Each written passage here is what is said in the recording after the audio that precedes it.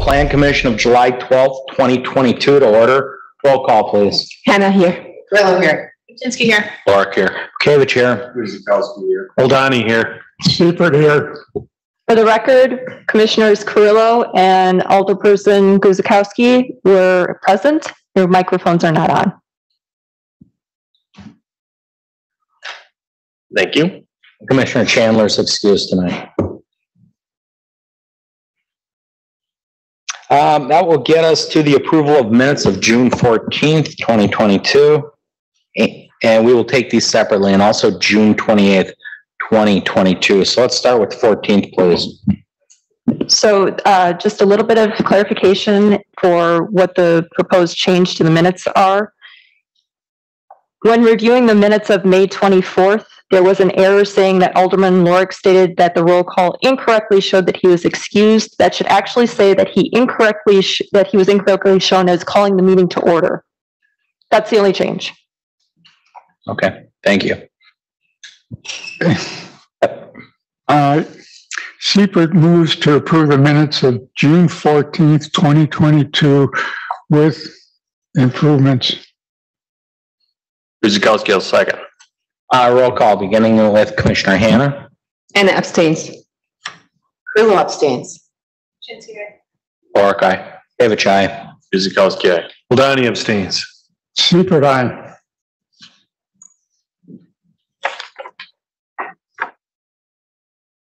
Abstentions? And missing one.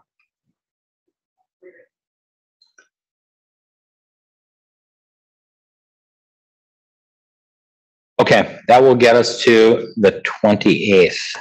So if you'd please take a look.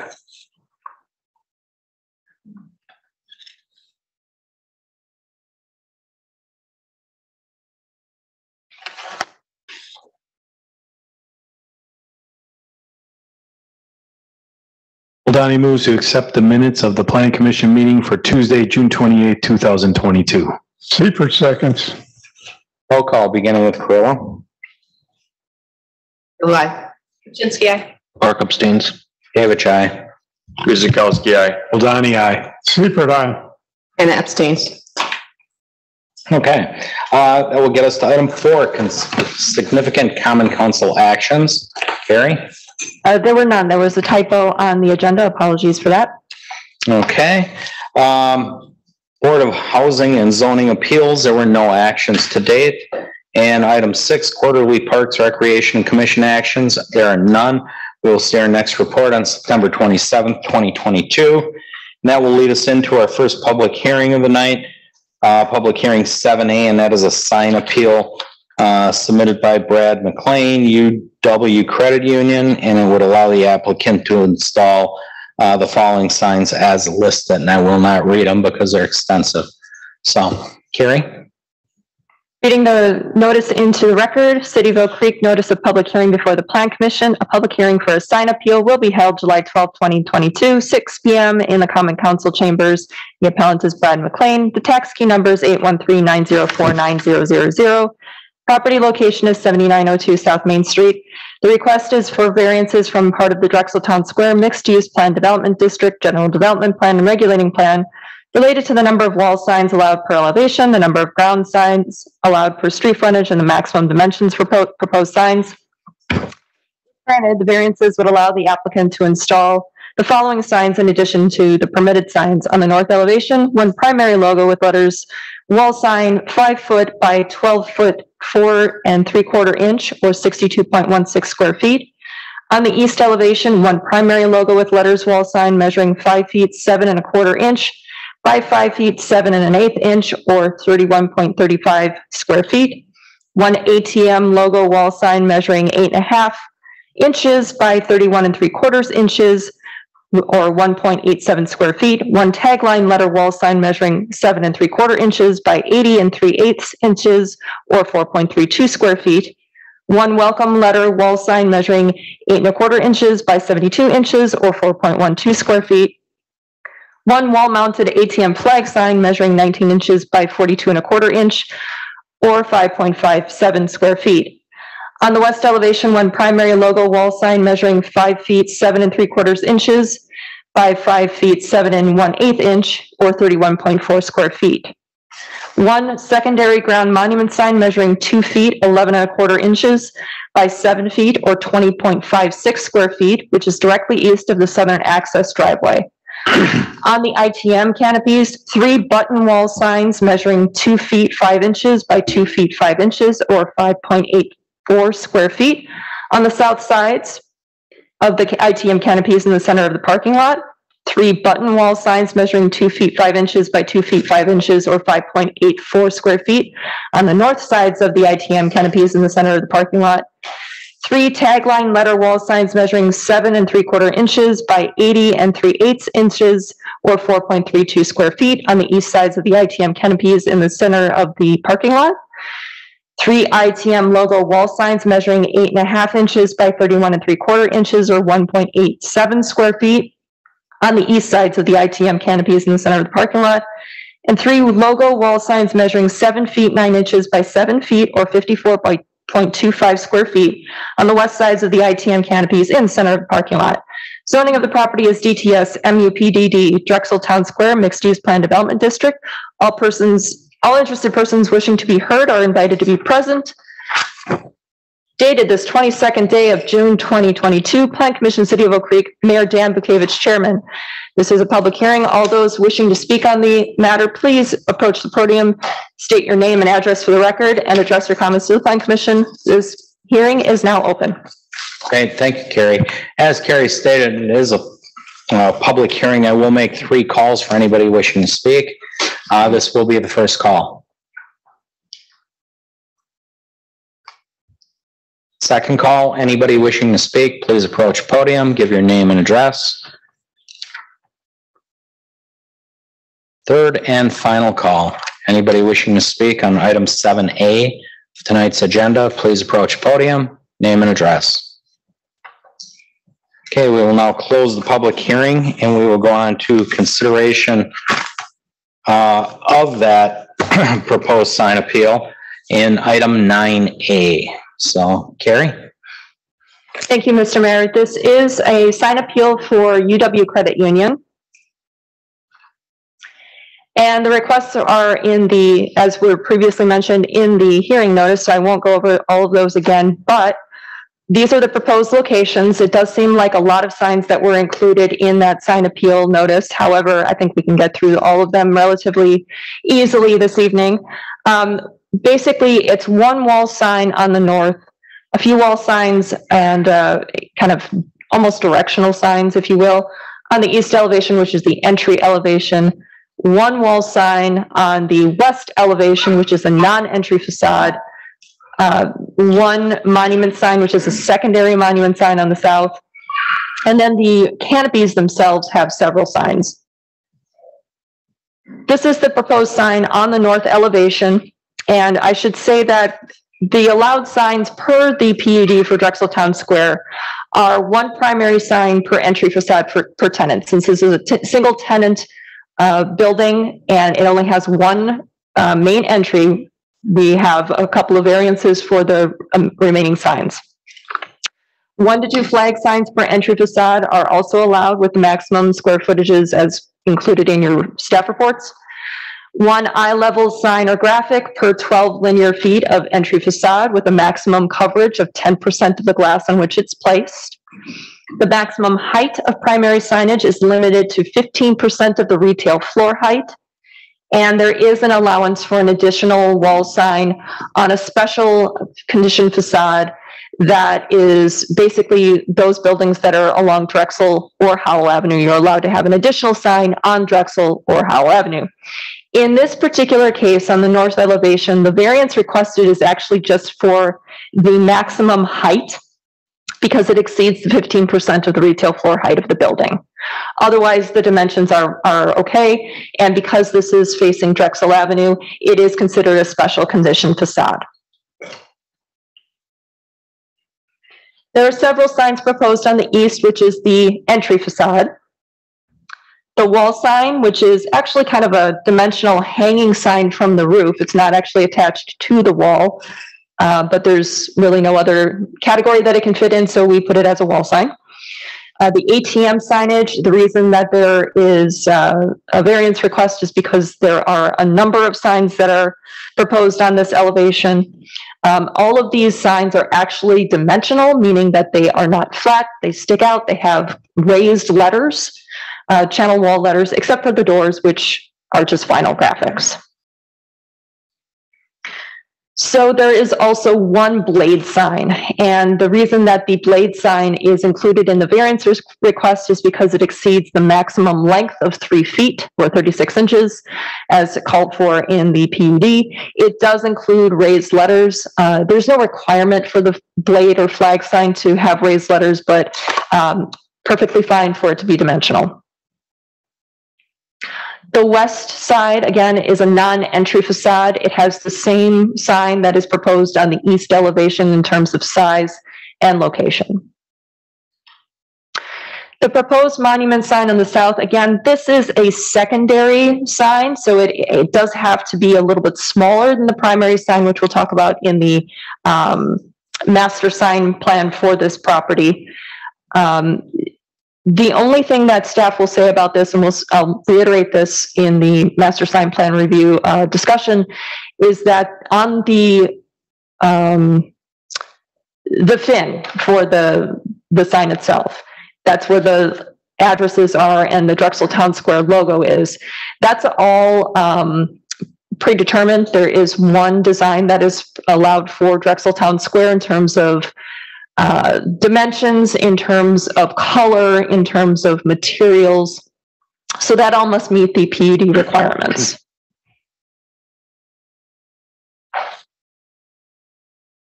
And the reason that that sign, just going back there, the reason that sign requires a variance is just due to the location, actually. The dimensions are fine. Dimensionally, it meets all the requirements of the PUD in regards to the base and the overall cabinet.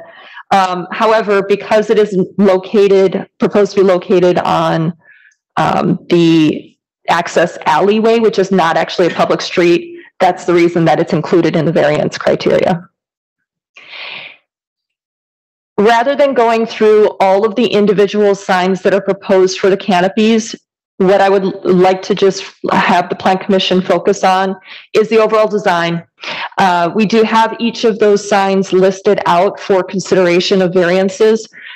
But if the Plan Commission is willing to take them all as kind of one consideration, that's fine, or we have them broken down. If you do not decide to grant variances for all of them, staff do not have any major concerns with the proposal. The one thing that was brought up is, while they're not considered signs, the red illuminated bars that are proposed, some of those are bollards, some of those are actually illuminated kind of light bars that are on the sides of the ATM and the I think they call it a key with the signage on it. Just one thing that staff noted is that some people might see that and think that might mean they're closed or inoperable. But that is part of the overall branding for UW Credit Union. The red is part of their logo, so that's why it's included here. And we do have some rendering images for you to kind of give an idea of what these would look like in the real world. These are nighttime renderings. So what you can see from the building side is kind of on the bottom left. And what you would be seeing as you enter into the ATMs is on the top right. We also have a night rendering for you to kind of get an idea of how those would be illuminated. The U logo, that's kind of like a super graphic on the side, is only going to be backlit. It's not internally illuminated. There are some additional pieces of information that were included in your staff reports as to, which signs require what variance or why. Staff does not make recommendations regarding sign appeals. However, decisions to approve a sign variance can include these considerations, and they must be, variance determinations must be made utilizing the following criteria, including there shall be no public harm, there shall be a public benefit, and they must conform to section 17.0607 general sign regulations, which were provided to you at your stations as well as in an email. That's just a section of code saying, what kinds of signs are prohibited. None of these signs seem to stand out to staff as being fitting any of those criteria for being prohibited. So with that in mind, if the Plan Commission wishes to take each of these on their own merit and grant variances individually, there are several motions that can be made. However, if there are no concerns with the sign package as presented, there is a motion that is included in your staff reports for consideration. Mr. Mayor. Thank you, Carrie. Before we go to the commission, would the applicant like to say anything before we start, or just wait on questions if you're with us tonight? We'll wait on questions. Okay, indicated they'll wait. So we will open it up. Christine, would you like to start? Yes, the only question I have is the maintenance of this illumination. Just for appearance, it's very important that it will be maintained since they are everywhere almost in the property. So I just want to make sure that they may be always maintained and lit. We don't have any discrepancy, otherwise gonna ruin the beautiful design that you have. We'll need your name and address, sir. Sorry, Kevin Carrero, Adrenaline Agency. I'm not local. Do you still need my address? Yeah, we just still need an address, wherever your business. 195 New Hampshire Avenue, Portsmouth, New Hampshire. Well, you came a long way. I did. So again, my question is there going to be a maintenance agreement, something in place to make sure some of those red illumination are clear? They're going to be well maintained. Again, as you see at night, if one goes off, and I have seen it several places, it's kind of ruined the entire appearance. Sure. So the light fixtures are LED, so they would have a long lifespan. So they won't need periodic replacement. All the lighting is going to be controlled through the building management system, so they'll be set automatically. There's no, we don't have to worry about someone forgetting to flip a switch and not turning the lights on. They'll all be standard and automatic. Okay, and also, like, I see a little bit of curving inside and out. They're going to be maintained clean, not collect any dust or whatever that may be. Yes, I mean, there might be some debris that builds up from time to time, but if anyone has been in a UW Credit Union branch, their branches are pretty meticulous, and they do an excellent job of maintaining their branches inside and out. Just to go ahead. I was going to say, if I could just, Cheryl, your microphone went up. Sorry, Cheryl Weisensell, 3500 University Avenue, Madison, Wisconsin, and I'm the facility director for UW Credit Union, and we have programs in place to do washes twice a year, to go through, check everything. Plus, we do check things with security camera, and we have very good employees that submit facility work orders continuously, because we do take a lot of pride in our locations. Perfect. That building looks very good, and it's in Drexel Town Square, so we want to keep it looking good. All right, thank you. Excellent. Dawn? Nothing from me. Ashley? I just have one comment regarding the monument sign off of Town Square Way.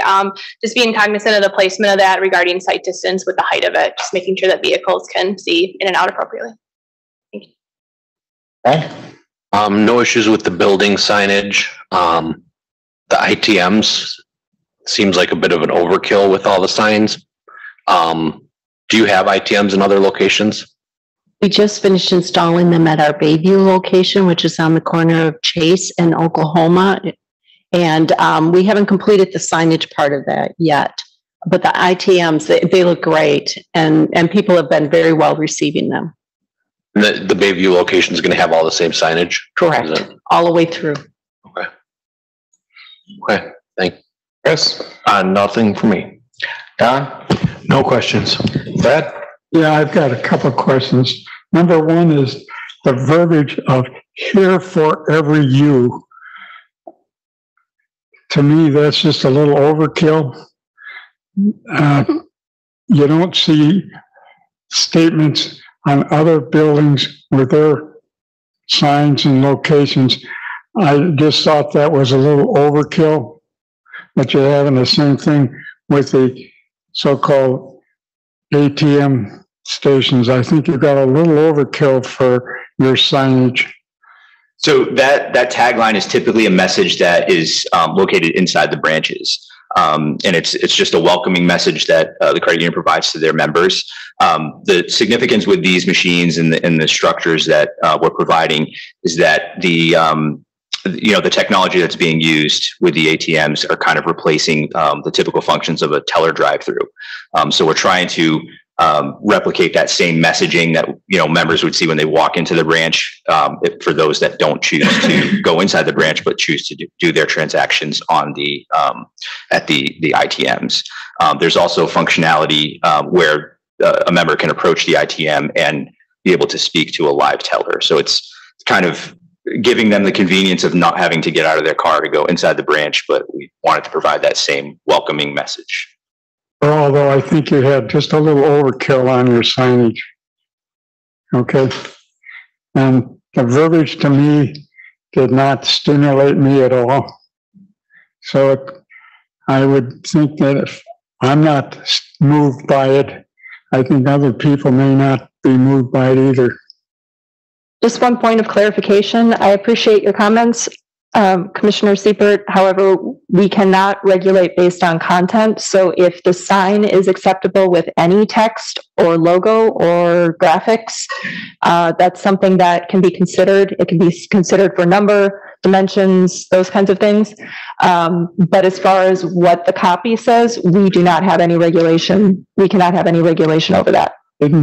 Terry, I'm not arguing with you. I'm just saying my opinion of what it does for me. I recognize that. I just want to make sure that that's clear for everybody. I'm not saying you can't do it. I'm just saying that that particular statement does not kind of get me interested in coming to the credit union. Understood. Thank you. Okay. That's it. Okay. First, let me say it's a really stellar, nice looking building. Great addition to Drexeltown Square. Understand you're doing the corporate logos and really, really doing it right, in my opinion. Looks good. So I have nothing really on the building itself. Just a couple concerns, and we can address them together. I'm looking for the correct page, but it's the canopy bar that calls out the height at 10 foot, so nobody comes in and hits it. Mr. Mayor, that's actually not included as part of the appeal. That's part of the master sign plan, so it's a separate item. That's separate? Yep. Never mind then. I stand corrected. But let's go to the monument signs, and that's my only other question. In what Carrie called the blades, you can see the address is in red, and I'd like to just kind of ask Assistant Fire Chief Havey. I know the fire department, I know this is a really weird thing, but it's really important if your building needs to be protected by fire service. In the dark, how does the red go? Does the color matter? I guess that's my question. Good evening, Mayor, Commissioners. Mike Havey, Assistant Chief of Fire. So we discussed that earlier in some of our pre-planning meetings, that the color scheme does fit our needs, and if it's illuminated or reflective, would be our request. Okay, and is it reflective or illuminated? I guess that leads to the second question, to make sure fire can find you guys. Sure, it was not intended to be illuminated nor reflective. However, we did recently revisit that, and drawings haven't been updated, but we were going to request if there was an opportunity to go white letters on a darker background. We feel like that would provide more contrast and more of that visual. Okay.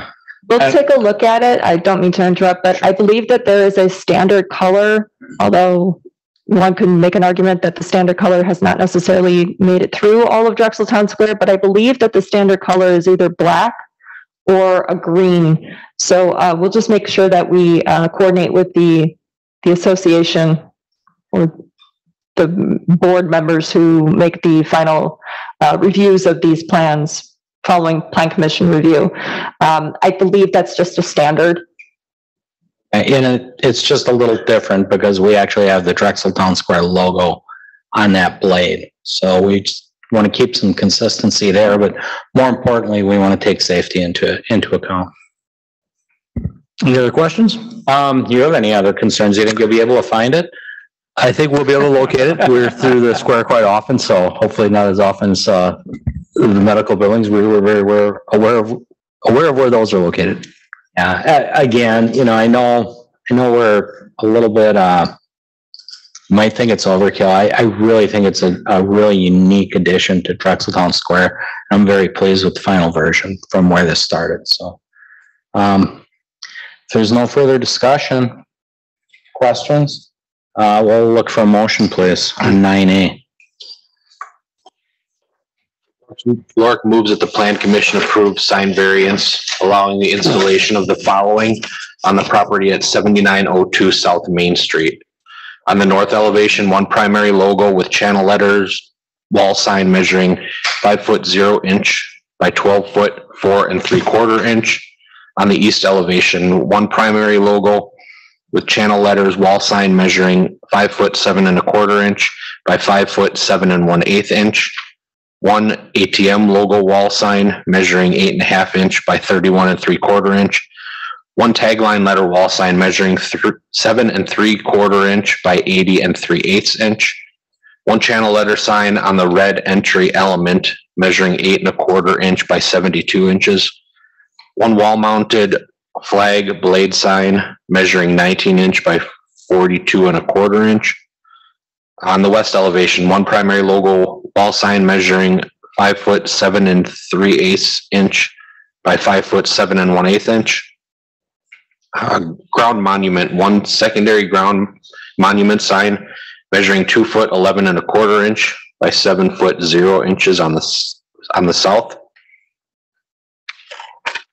ITM canopies, 3 button wall signs measuring 2 foot 5 inch by 2 foot 5 inch on the north sides of the ITM canopies. 3 tagline letter wall signs measuring 7 3/4 inch by 80 3/8 inch on the east side of the ITM canopies.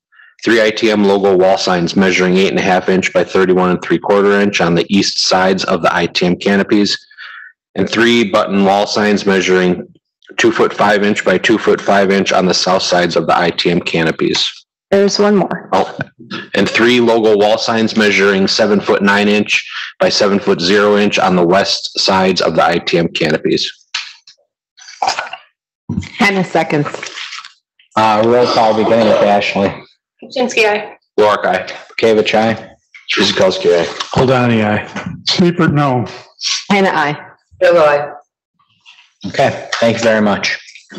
That will bring us back. We're going to go a little backwards here to 8A into old business, and that's plan review of site building, landscape, and related plans submitted by Matt Coles, Global Schoolwear for a single tenant office warehouse building at 200 West Oakview Park Way. That is. Carrie.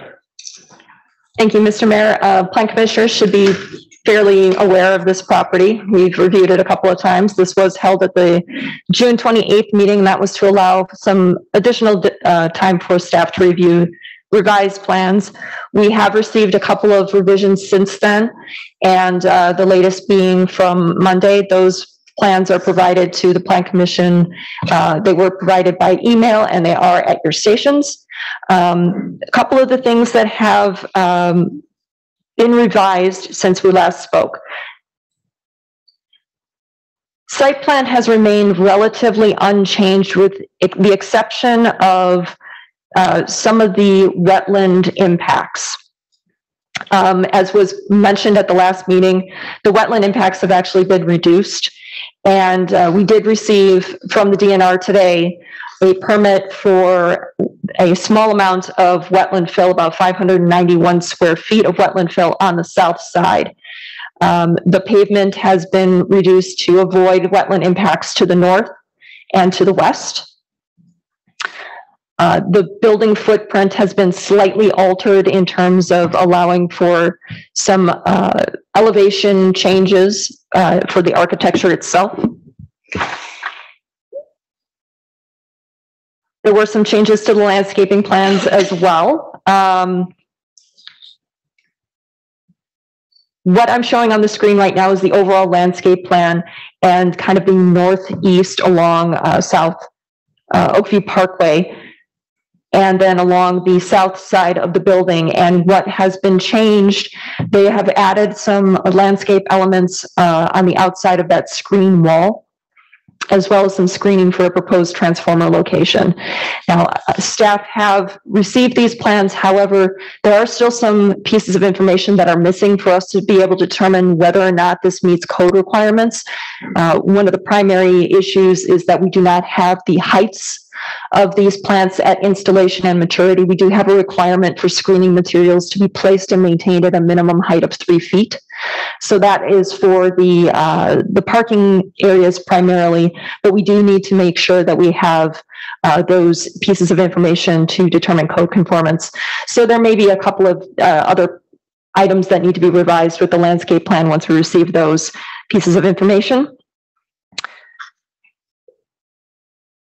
On the screen right now is the revised floor plan. Not much has changed other than to recognize that there are some architectural elements that have been added to the east and the south elevations.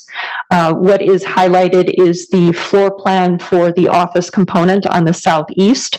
Turning to the elevations themselves, the east elevation, we have some updated information in terms of the percentages of materials as was requested.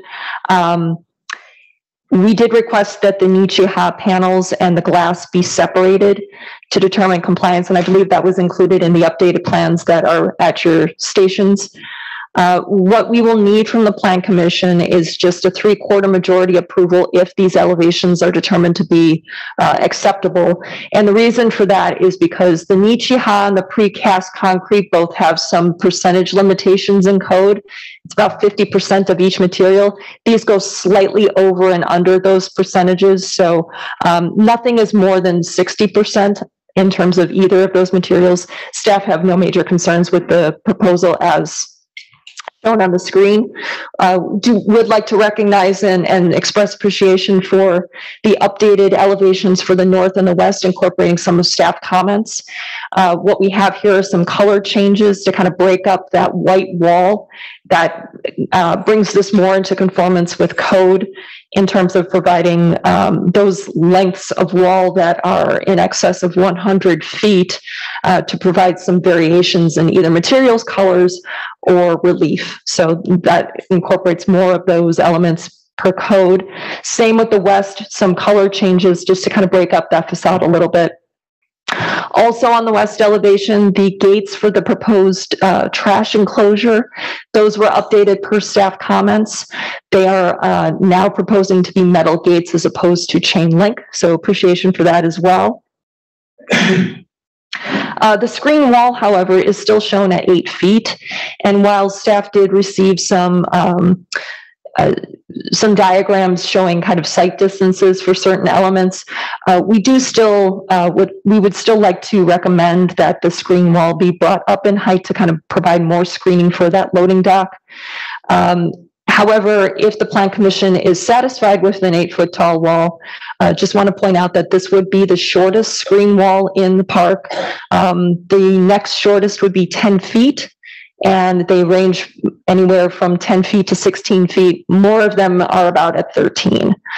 So there is a condition that for Plan Commission consideration to determine what the appropriate height of that screen wall would be, if it was 8 feet as proposed or anywhere in addition to that based on the information for what is seen throughout the park. Just a reminder that while we did look at those elevations, the signs that were included on the building are not part of this review. They will be required to be reviewed at a later date. Depending on the details for them themselves, they may or may not require variances, which would require additional Plan Commission review.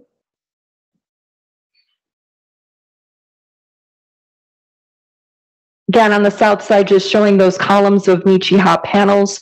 Also want to point out that while we did receive those site diagrams showing some of the locations of the rooftop units, want to just emphasize that those rooftop units have to be completely screened from view.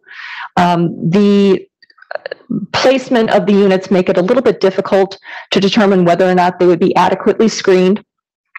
parapets that are formed from these columns are probably not tall enough to fully screen those. So we'll just want to make sure that whenever those RTUs are installed, if in the future they need to be screened through other means, that would have to be approved by either the Plan Commission or the Department of Community Development. And on the screen right now is just a rendering of the building itself, showing those improvements to those elevations. And if there are any questions regarding the details of the distributor, Global Schoolware, any of the information that was provided in the previous reviews in terms of details for hours or, peak employees or minimum parking, I do have those details if you have questions. But there is a recommendation, a suggested motion that is in 3 parts with some conditions for Plan Commission consideration. Mr. Mayor. Thank you, Carrie. Applicant just want to wait on any questions as we go through this again? They're indicating yes. So, Fred, would you like to start us off? We'll go from the right side. Well, I still have a question about the DNR approval for the backfill. They were supposed to have that and fill in the wetlands on the west and south of the facility, and I haven't heard, did they get an approval or didn't they? Yes, they actually reduced the impacts to the wetlands. They are not filling on the west side. They are filling 591 square feet on the south side only, and that permit from the DNR was received today. Okay. That's all I was concerned about this time. That's it? Okay. That's it. Don? Nothing right now. Thank you. Okay. Chris? I have no questions, thank you. Greg? I have no questions, thank you. Ashley? No comments, thank you. Dawn? Nothing for me. Christine? The only concern, even though I know that the DNR submitted their permits, I still think killing the wetland or filling it, it's just, it's too much in this area. So it's just a comment. Okay. Well, the last time through, we had a ways to go. The biggest thing was the DNR.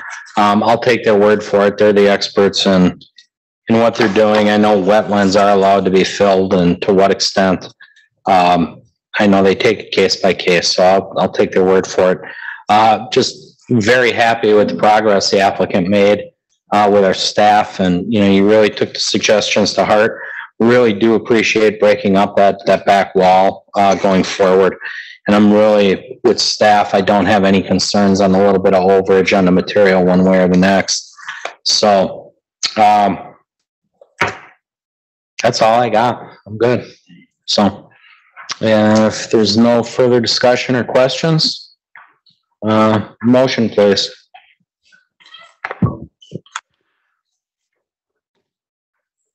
Donnie moves that the Plan Commission, hold on one second. Carrie, number 6, do we still have to come up with a height on the oh, yes, well, the dock screen? We do, and I guess I'll comment on this. Thank you for the reminder. Yeah, the wall is a little bit short. I always say, let's try to stay consistent on that. Can the applicant at least meet the minimum lowest standard? 13 foot. Done deal. Thank you.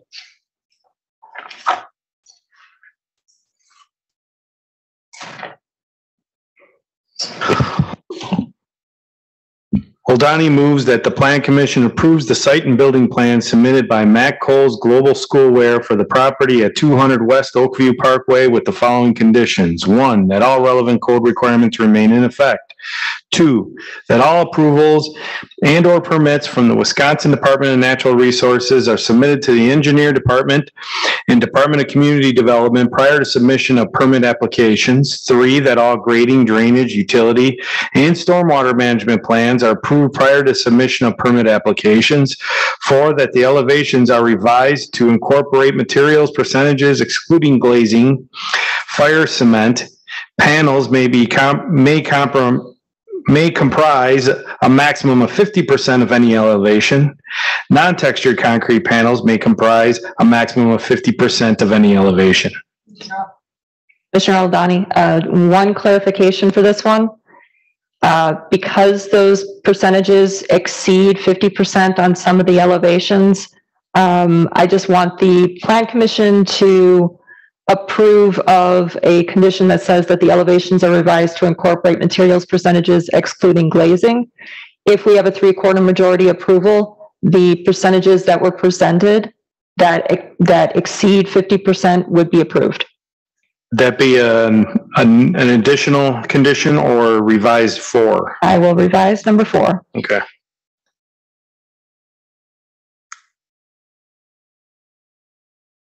Revision is on the screen. All right, I'll start with number 4, that the elevations are revised to incorporate materials percentages excluding glazing.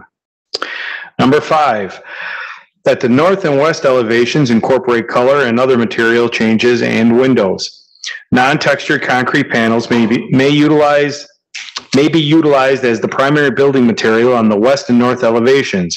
Any modifications to the exterior of the building, including additions, shall meet the code requirements effective at the time of application. 6, that plans are revised to increase the height of the loading dock screen wall to a minimum height of 13 feet as measured from grade.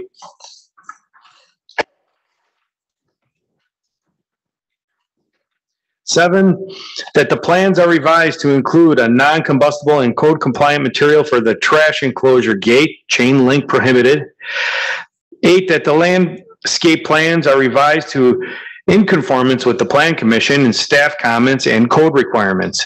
9, that the plans are revised to include locations and screening for all mechanicals, transformers, and utilities. All mechanical equipment, transformers, and utility boxes, ground, building, and rooftops shall be screened from view. 10, that all light sources are shielded and directed downward, and that the color temperature of the fixtures are limited to a maximum of 5,000 kelvins. And 11, that all detailed revised plans are submitted in digital format to the Department of Community Development prior to submission of permit applications. Seifert seconds. Roll call, beginning with, where am I? Greg. Clark, aye. Gavich, aye. Guzikowski, aye. Aldani, aye. Seifert, aye. Hannah, no. Bill, aye.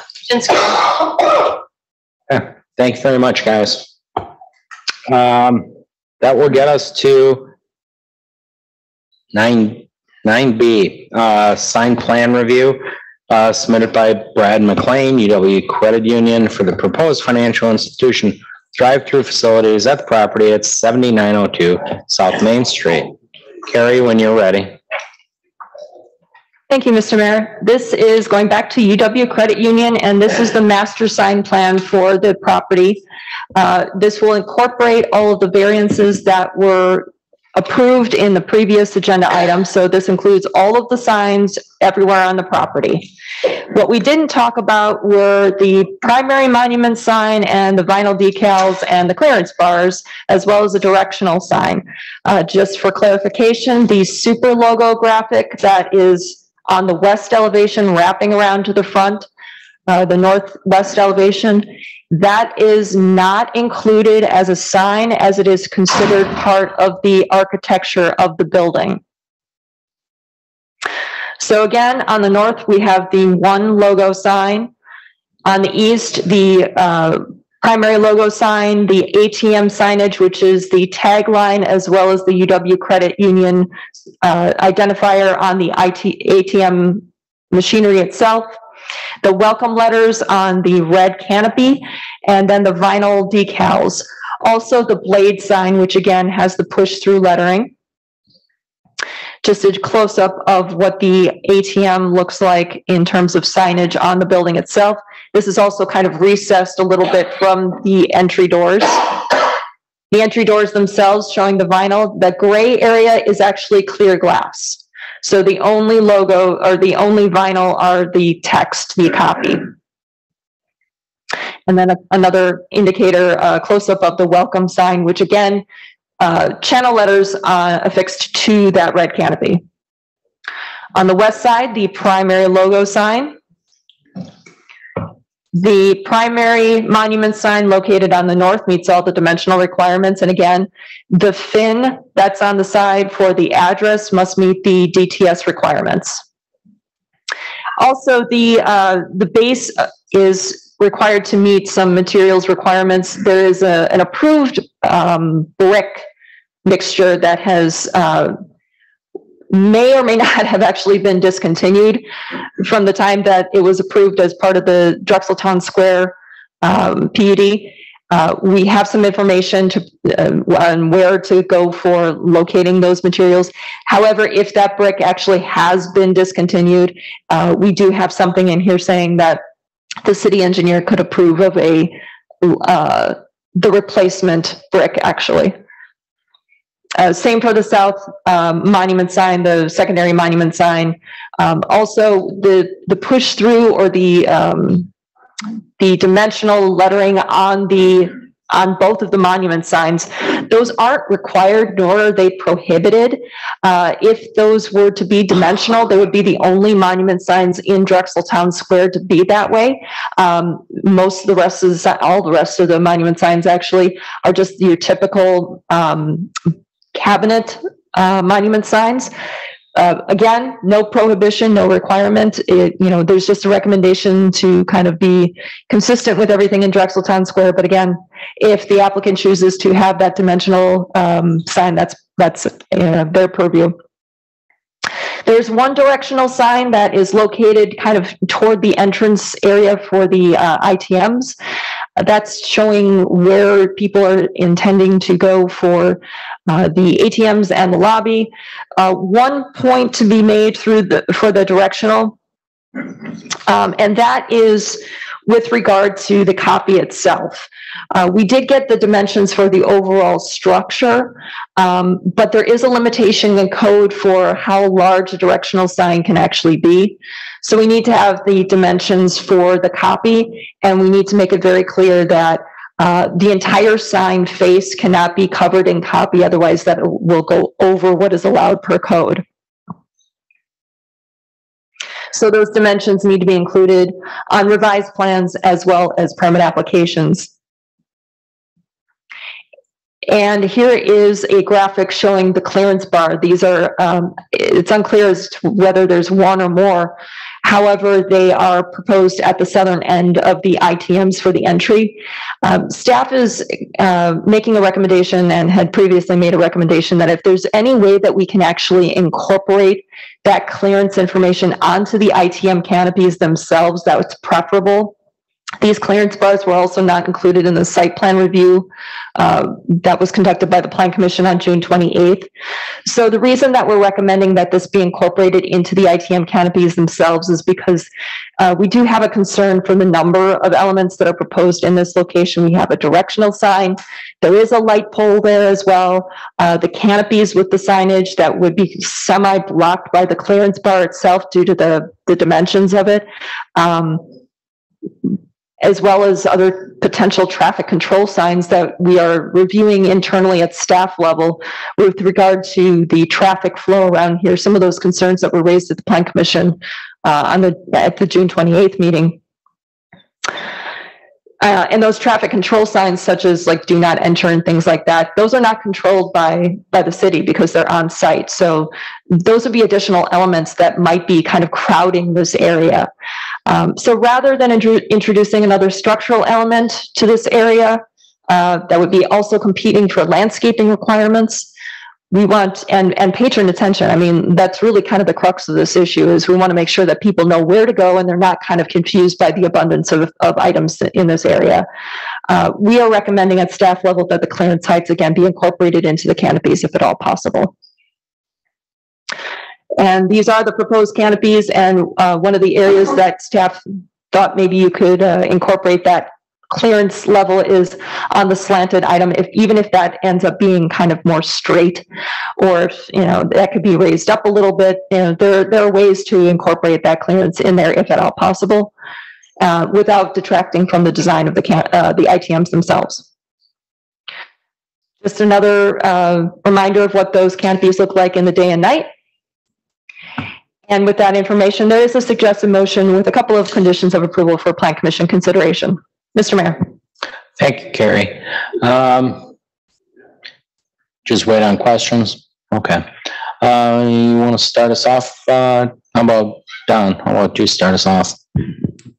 This question's for Carrie for the, that height sign bar.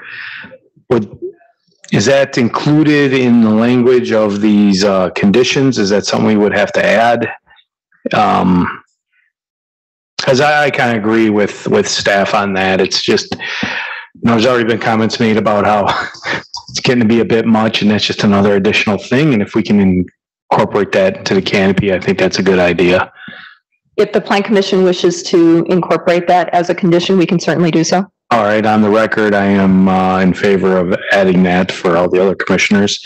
Other than that, I don't have any questions. Okay. Chris? No questions for me. Greg? No questions, thank you. Ashley? Nothing for me, thank you. Dawn? Would love to hear your comment on that. Can that be done? Sure. We can certainly modify it. The intent of having a bar separate from the canopy is that it provides, particularly where it's upstream, it provides an impact. And they're actually designed where if a vehicle or a truck were to hit the crossbar, it would actually spin. So it doesn't get damaged. It won't pull up the foundations, but it actually kind of spins and it provides that impact where, the vehicle will be alerted before they reach the canopies. So it's a way of protecting the investment of the structure, the canopy structure itself, where if they are going to hit something, we prefer that they hit this, where, it'll be minimal damage versus one of the ITM canopies. I was thinking also that if you're stacked up and then all of a sudden now you realize you'd have to get out of line if you were too tall, because that bar is at the beginning of the stack. I don't know, just an idea. There is an intended escape route as well. One of the lanes is a little bit wider. There is an opportunity for, review of other alternatives for a clearance bar. It's just a matter of, are we making this area a little bit too crowded? And again, in reviewing the plans, there's a light pole, there's landscaping, there are other, infrastructure elements in this exact same area. So it's, where is that exactly going to be? How many of these clearance bars? That's why, the staff recommendation was that we just kind of consolidate things. Understand.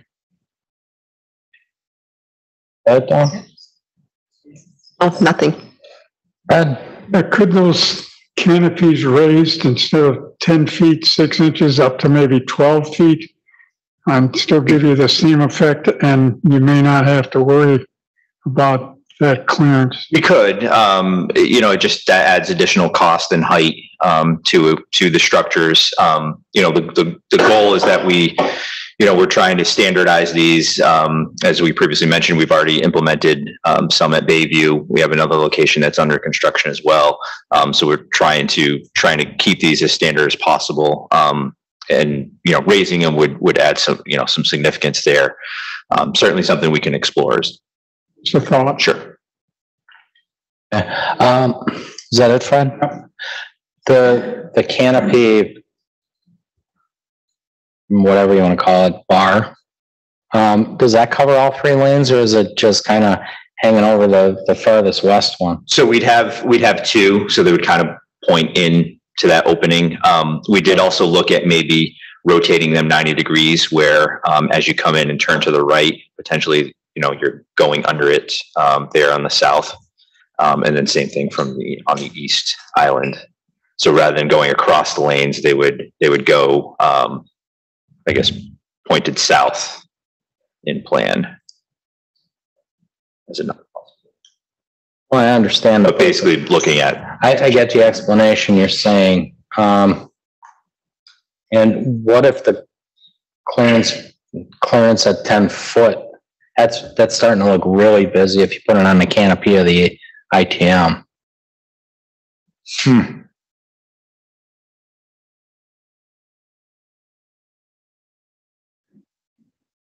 Okay. I'm just trying to think, this is a little bit different because it's an open air drive-through. Usually they're covered. You're under some kind of canopy to begin with. And I don't want to equate this is much nicer, but fast food restaurants utilize these types of things as well. I can't really picture anybody that uses it off the top of my head. No, there's the Associated Bank that's on the corner that has a canopy over their drive-through window. They don't actually have any clearance information at all. You're right. I did see one at their remote ATM. They do have a bar, but it's closer to the structure, the overhead structure.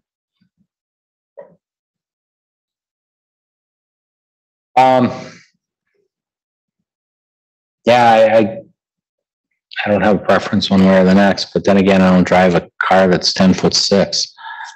But there are people that do, so you gotta accommodate all of them. So I don't know what the workable solution is, to tell you the truth. And the bar will just be a standard black bar. It won't be red, anything like that. I don't know, commissioners, what do you think? Functionality, I get it. I completely get it. And one question, on the ATMs, there's lighting as well, right? So you'd be pushing up the lighting as well if you move that bar up? Correct. Yeah, we'd essentially be stretching the roof structure. Almost think you throw it out of proportion. Right, and then that light will flood more.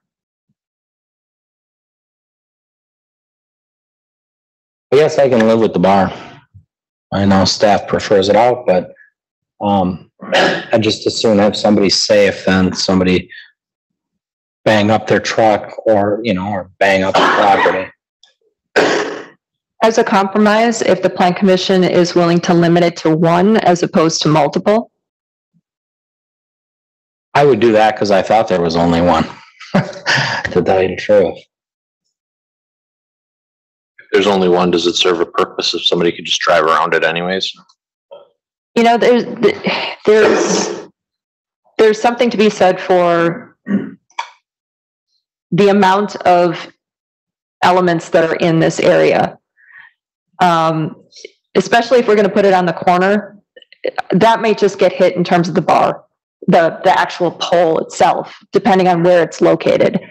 Without actually seeing, how many and how they're kind of laid out, it's hard pressed for staff to give a real recommendation other than, again, it's looking pretty crowded over here. And if we're going to be talking about additional signage to try and prevent some of that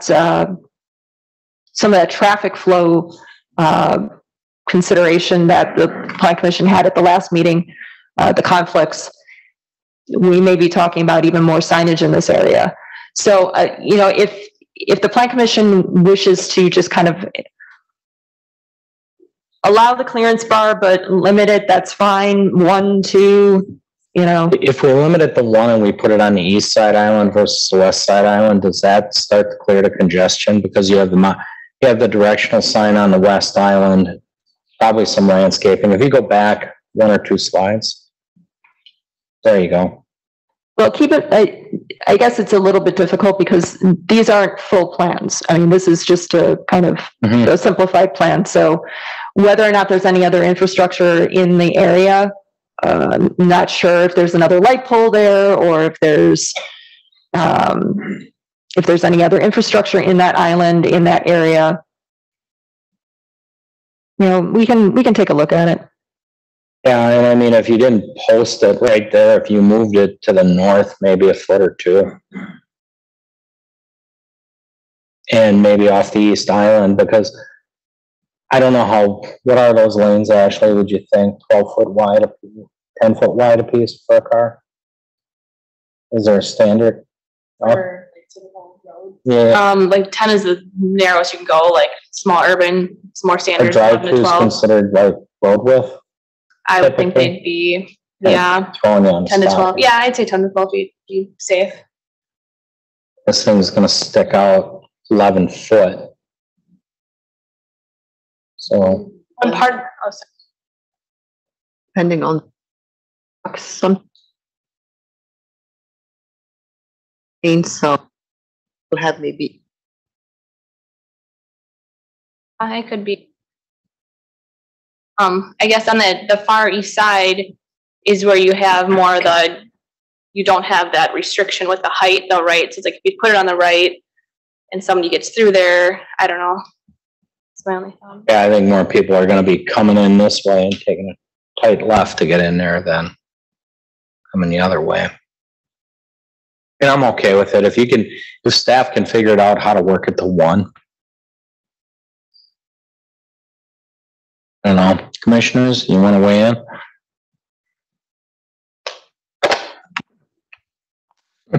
What kind of vehicles are we talking about that are over 10 and a half feet? I guess being ignorant here and. No, it could be as simple as a pickup truck with a ladder on it and they forget that there's the ladder sticking up.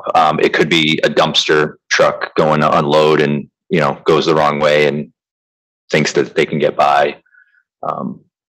Those are probably the most common. Fire, you ever go through there with an engine?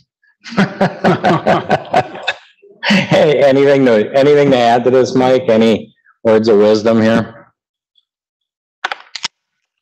Again, like KB with fire, operationally, we would avoid, any and all drive-throughs because of, fire department apparatus are larger. So that's why it's really not a big issue for us because we would not enter into those lanes.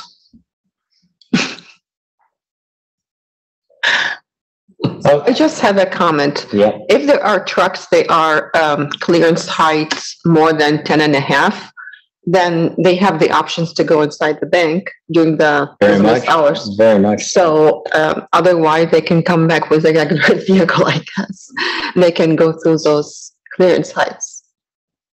We also have the walk-up ATM. Yeah, you cannot So- just accommodate every single car out there. It's just gonna be We've hard. had school buses go in backwards and hit our ATMs. It's just amazing what you see going through drive-through. So the more caution we can give, the better, quite honestly. I was gonna actually ask you a question. Have you had done at any other branches, even in the state or out, having those 10 and a half clearance? And how did they function?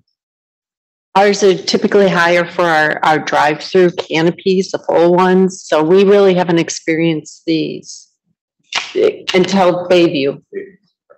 And how is the Bayview working? So far, so good, but it's only been a couple weeks. Oh, Since June 21st. okay. Anybody have a bigger truck they can drive there? I don't know. Okay, we gotta move one way or the next, so, I would actually trust our staff to work it out with them for something feasible. Harry, what does that mean to you? Not a lot other than a lot of work, right? We can take a look at it along with the other site circulation issues that we were reviewing. Okay. Then we leave it. But, you know, as always, staff would like to know if the plan commission wants to limit this in any way, or if it's just a matter of, you know, they can have as many as they want as long as staff can come to a conclusion. I'm okay with one, and they're showing an 11-foot distance. If the lanes are 30 feet, if somehow they, you know, they brace that, thing was 15 foot long, gets you halfway.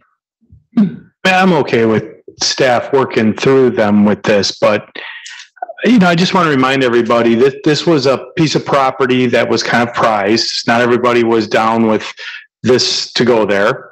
There's certainly concerns about the parking lot. I don't know if that's going to change or not. Not all the commissioners were on board with the signage. So I think this one little thing, I would hope you can work with staff on this. If we can find a way to get rid of those poles, I would like to see it done. I mean, I'm okay with putting it in the hands of the staff. I trust them.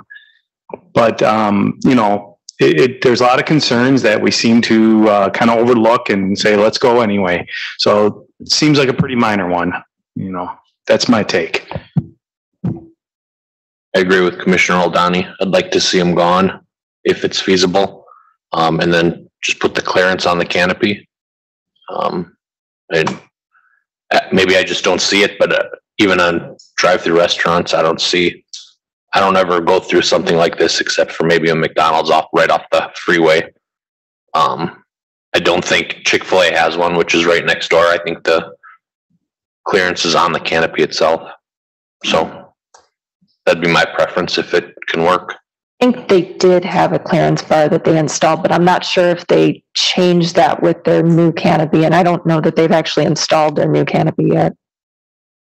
And we do something like conditional approval, meaning they can have it as it's shown today, and with the progress and how many the time goes, 6 a year, whatever, if it's working, is functioning, especially it's going to be new to the compared to the Bayview one, then maybe it's working. If something happens and gets hits or any other problem, they will need to remove it on their own cost. I understand what you're saying, and I know that we have looked at certain conditions like that in the past. The problem is once they're in, they're in. The issue is kind of following through on that and getting to a point where everyone will come to another plan commission meeting to kind of review something that's already been approved for installation. Okay, so you're setting precedents. That's kind what of. you're saying. Yeah. Okay.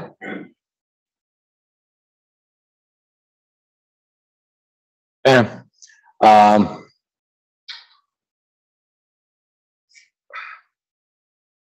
My preference, I can live with them gone, but I don't see they hurt, but we don't have a full set of drawings to see where you could put them that don't obstruct. And, I talked about the East Island and moving them a little bit north off what we'd call the corner of the islands.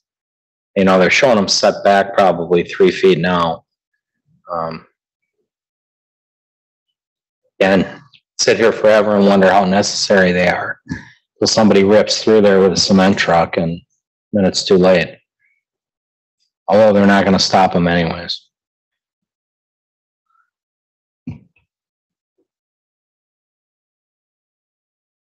I guess from a practical standpoint, we don't, and I understand this is your product and you want to protect it, but we don't require them on gas station canopies. We don't have it on most. We don't have it on the Drexel Town Square entrance sign.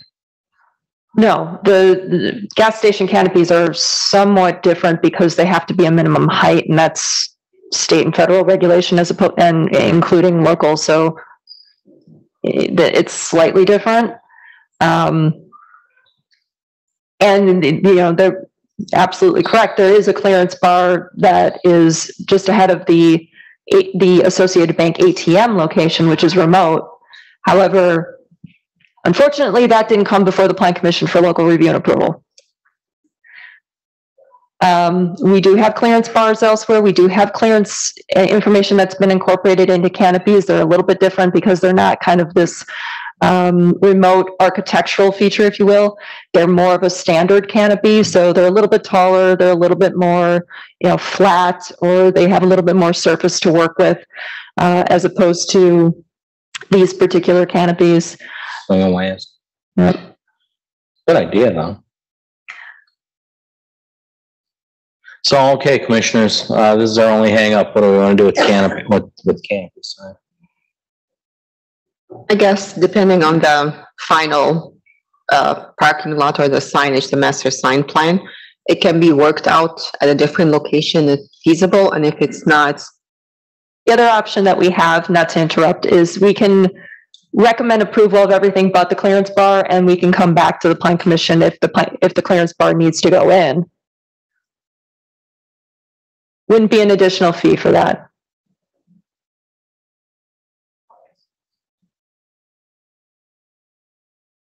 Because we can't figure it out here. Well, to be fair though, we don't have an exact location, so we can't make a determination if there are any conflicts. You're right. You're correct. I'm being a little harsh. Sorry about that. Okay, that would be fair. I mean, I would like to see it worked out through staff if at all possible, if we can work it out. again, the whole clutter factor and everything, people park their cars and they walk into the bank. You know, they're not roller skating through here and the whole deal. So.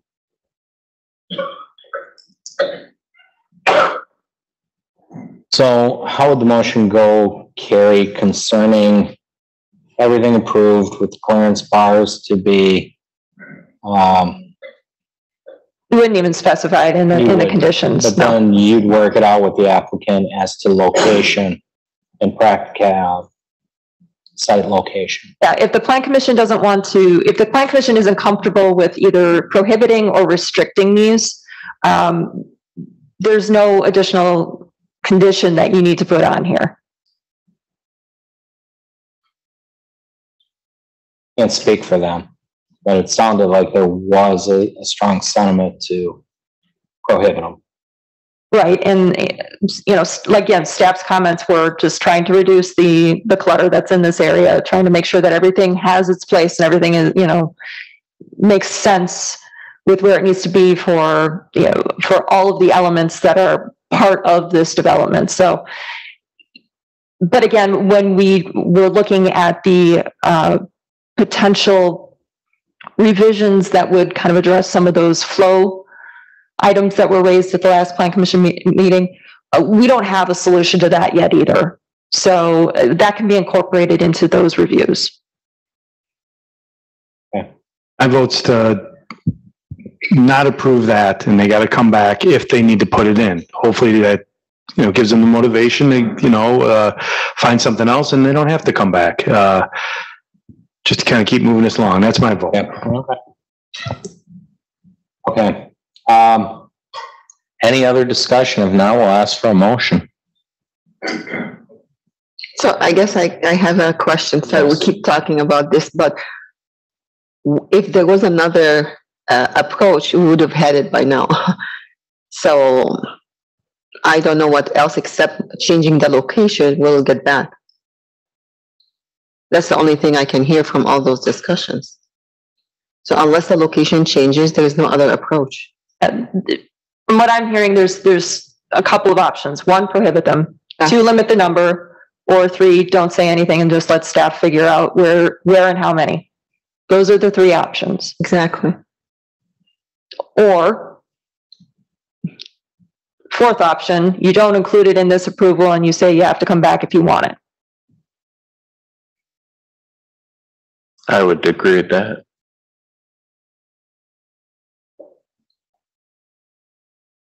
All right, well, make the motion. Yeah. Do you want to say something, sir? And you know the deal, you gotta come up.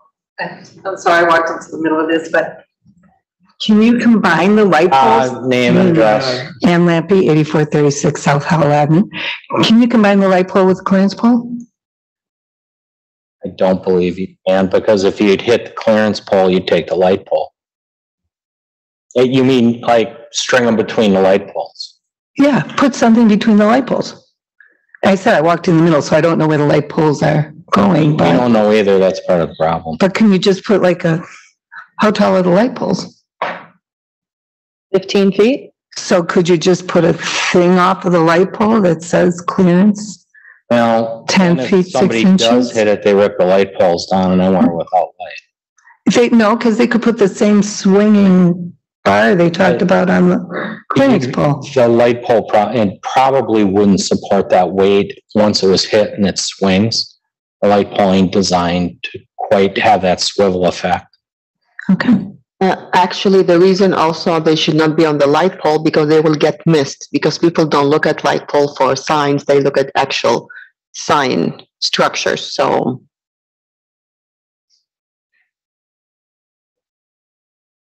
Okay. Go for it. You can't do that. You can't do that. We should just leave it and see what happens. I Install it. I don't have a good example where these were used other than where they specified in Bayview and how it works. Obviously, there's a market for them because people are putting them in. So, maybe it's worth doing. I'll just correct my statement real quick because I looked at satellite image. Chick-fil-A does have one, as does Taco Bell and Burger King. Right. Do they? Yeah, so, You and if know, Associated Bank has one. I guess unless you drive that type of vehicle, you don't pay attention. Or, you know, you work in an industry where you drive a vehicle like that. So, But this is their own liability, right? Because the sign is out there and telling them. it is. Yeah. It is. I mean, I don't, maybe they're not the prettiest, but it's the functionality of it. What we're really trying to do is protect people and property with this. So I think that's kind of the question, and we want to make sure that, you know, it's not too cluttered, that it's accessible. So I think it can be accomplished depending on where it's located and what's there. You know, they keep saying light posts are there. Well, are light posts right in the walking path on the island? Are they 1 or 2 stalls in? I don't know. The issue is we don't know exactly where the clearance bars are, bars are proposed. It's just an area. So if the Plan Commission is comfortable with staff working with them, if you want to limit the number of bars, that's something you can do. If you want to exclude them from your approval, that's something you can do. If you want to prohibit them, we're hearing that that's something that is probably not going to happen, or is not preferable for protecting the infrastructure for the ITMs themselves.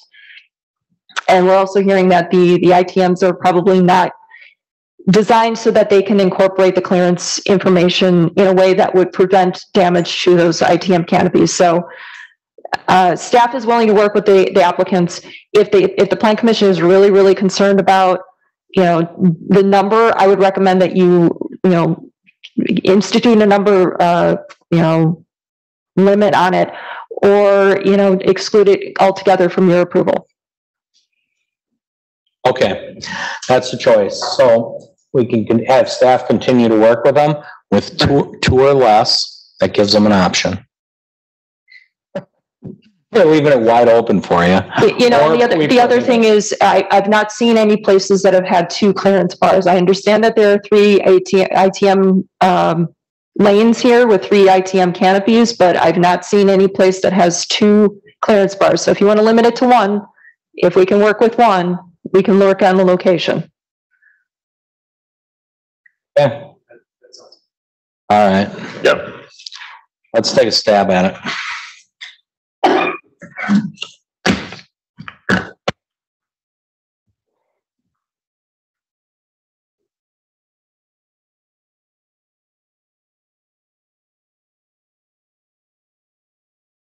It's done.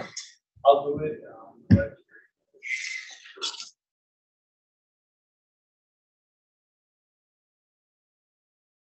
So condition number 5 would be that 1 clearance bar is approved.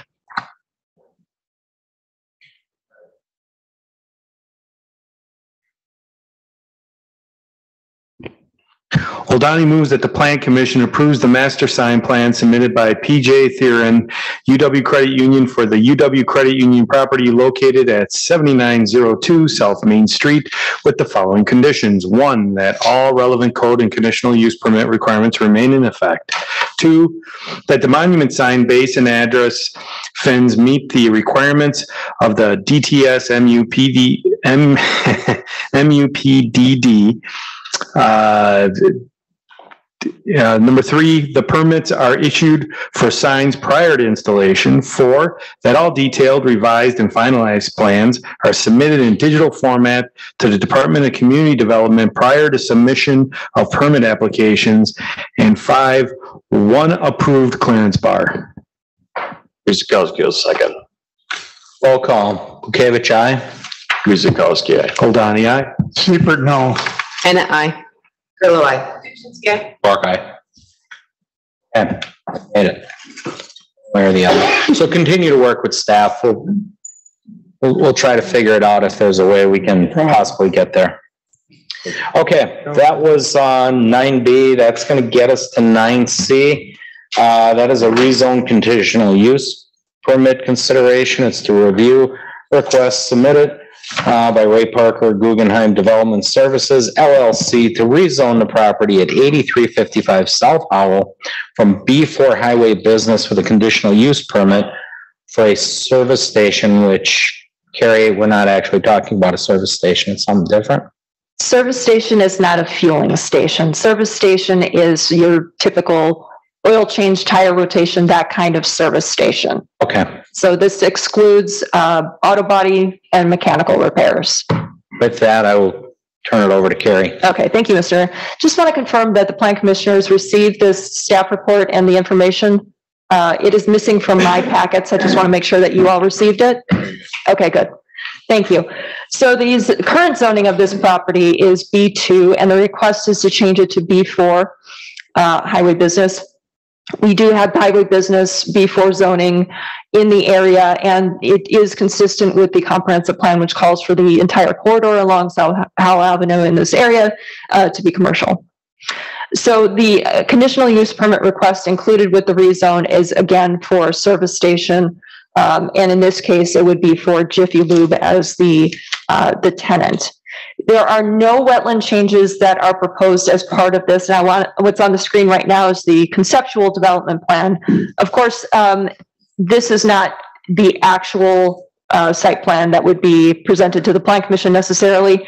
There would be some minor modifications, additional information that would be required prior to Plan Commission review of these plans if the conditional use permit and rezone were to be recommended for approval.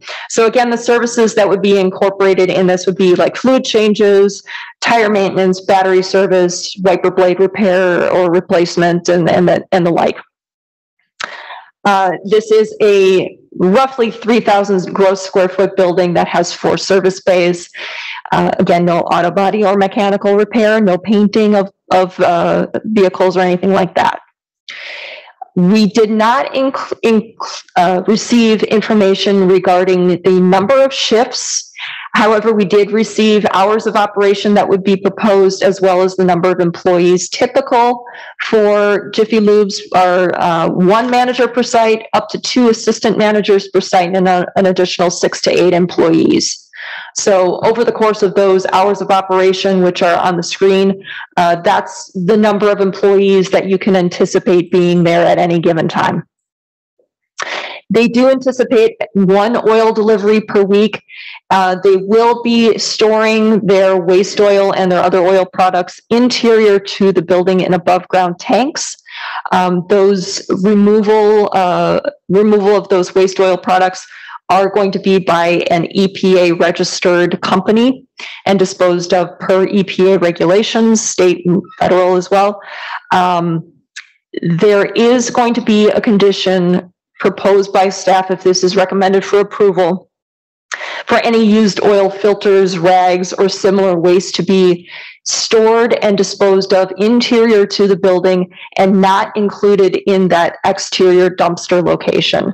There are some concerns for those types of combustible materials to be combined with just irregular trash. Per the fire department, and I apologize if I'm stealing your thunder, this building will be required to be sprinklered. There is a shared access drive that is already there. The agreements are in place. It was an anticipation that this forward parcel would be developed because the parcel in the back is already developed with a multi-tenant building.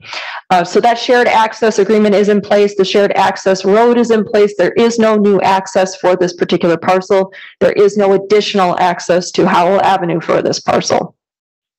The wetlands that are on the property will not be changed. The stormwater was conducted or installed and designed in anticipation of this parcel being developed as well. We do have some stacking that's shown for each of the bays. It does show 2 cars stacking length, stacking distance, stacking spaces, excuse me, per bay, but we do not have dimensions. So if this moves forward and those revised plans for Plan Commission approval of the actual site and building plans, those dimensions would be required. Minimum parking for this particular use, we require 1 stall for every 300 gross square feet of building, plus 1 stall per service bay, and that would be a total of 14 required. They are showing 14 in this site plan. We do note, though, that the parking is shown forward of the building, closer to Howell Avenue. There is a requirement that they be a minimum of 15 feet to allow for minimum landscaping along Howell Avenue. However, staff is recommending that the parking be no closer to Howell Avenue than the building, if at all possible. Landscaping to screen those parking stalls will be a requirement if this moves forward. We also have received conceptual elevations for the building. I'll show you those elevations. These are the north and south. So north would be, coming into the property where that drive is. South is how they would access, customers would access those service bays. And then east and west. East is what would be seen from Howell Avenue, and that is a predominant concern with regard to building materials and a little bit of the design. So if this does move forward, future plans would be required to be revised to comply more with code and to include some more architectural features. And staff will continue to work with the applicants on that if this is recommended for approval. So just a reminder that the initial recommendation of approval is not an endorsement of specific plans. So if the Plan Commission does recommend that Common Council approves of the rezone and conditional use permit, you are not recommending approval of these particular site and building plans. With that in mind, there is a suggested motion on the screen for approval. Mr. Mayor. Great, thank you, Carrie. Would the applicant like to say anything before we go to commission, if you're with us? This way, if you guys have any questions. Okay. Let's just start us off. Fred? I just have. Oh, I'm sorry, wait, thank you, Greg. We did have somebody wishing to speak. Oh, here it is. Judith, come on up. You get the first word. We'll need your name and address, ma'am. All right. And you can pull a microphone down to yourself. What's that? You can pull that microphone down if you feel like it. It's on, I believe. Yep. Okay. Good evening. I live directly across the street from this planned business. And I just don't think that in the area that it's in, that it's a good fit. I mean, there's all professional buildings there. And the traffic, the lane that makes the approach there is the lane that comes from Forest Hill. And there's hardly a month that goes by that there isn't an accident there, where the fire department and the police have to come and people are hurt, cars are banged up, and it just doesn't seem like a good fit. It seems that there's Honeywell in the corner, the Children's Hospital Clinic is in the back. There's a lot of traffic during the day going in and out of that clinic with, parents and children. I just don't understand how that would fit in there. With people, the more traffic that comes for people that would be using that business.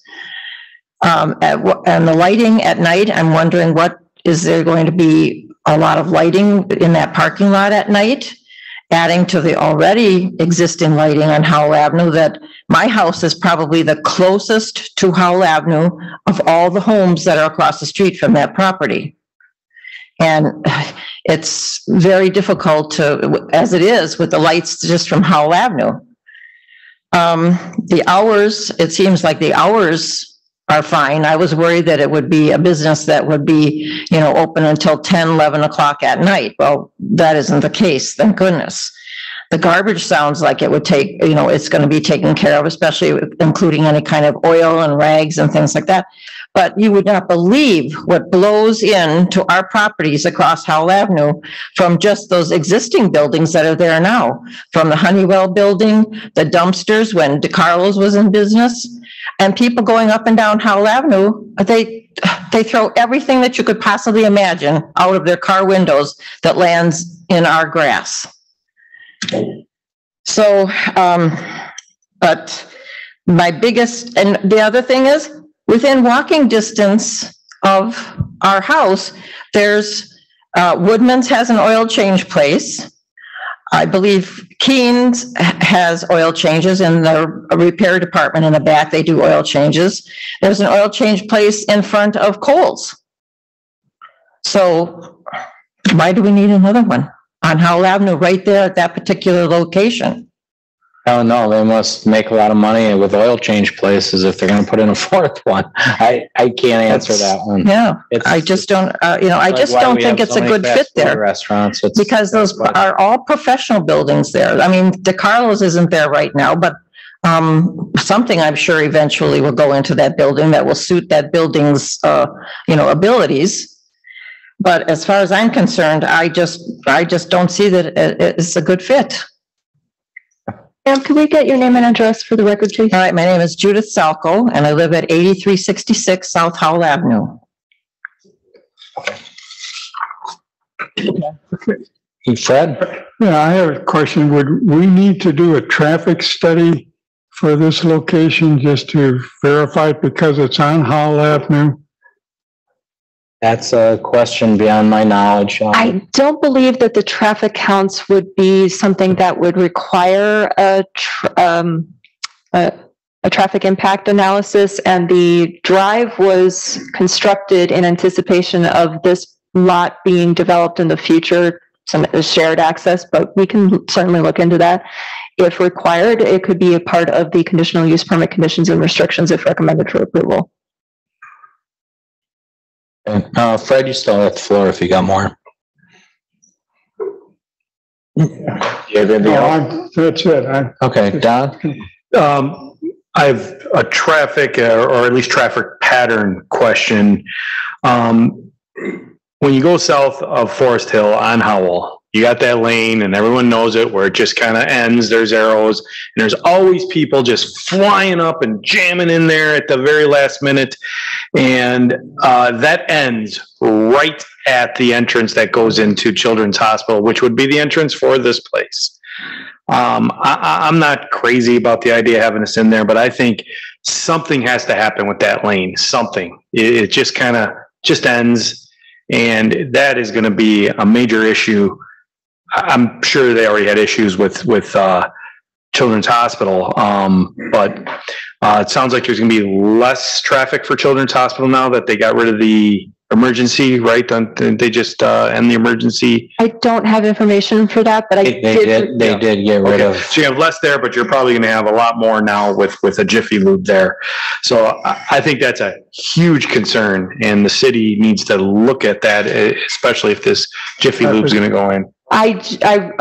As you were speaking, I realized that we do have, I think we have an upcoming regular standing staff phone call with WISDOT that's coming up.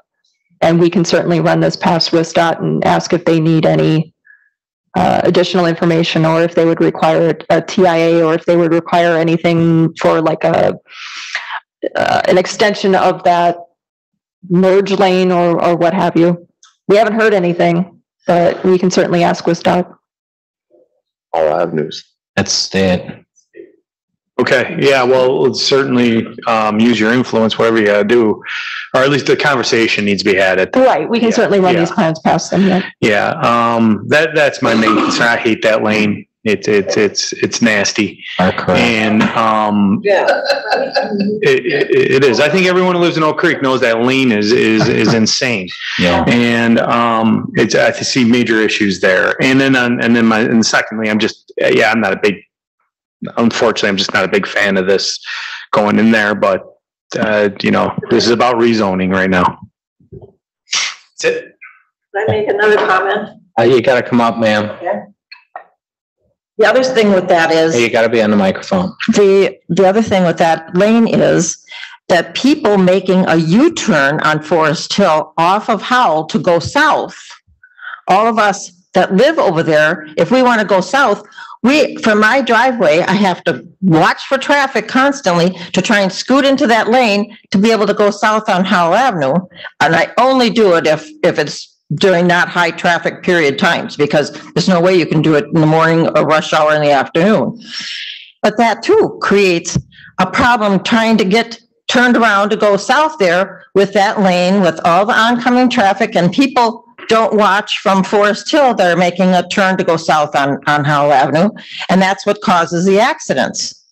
There's just not enough room there for manipulation for a lot of traffic that's coming and going. And again, it's a state. they've laid it out. Yes. I'll have to get in contact with them regarding it, but I don't disagree with, with Don or anything you've said as well. Whenever I hear the sirens coming from Centennial or from the 6th Street, I'm always wondering, are they out there on Howland Forest Home again, or Forest Hill for an accident? So I just had to remark about that. On up, Ann.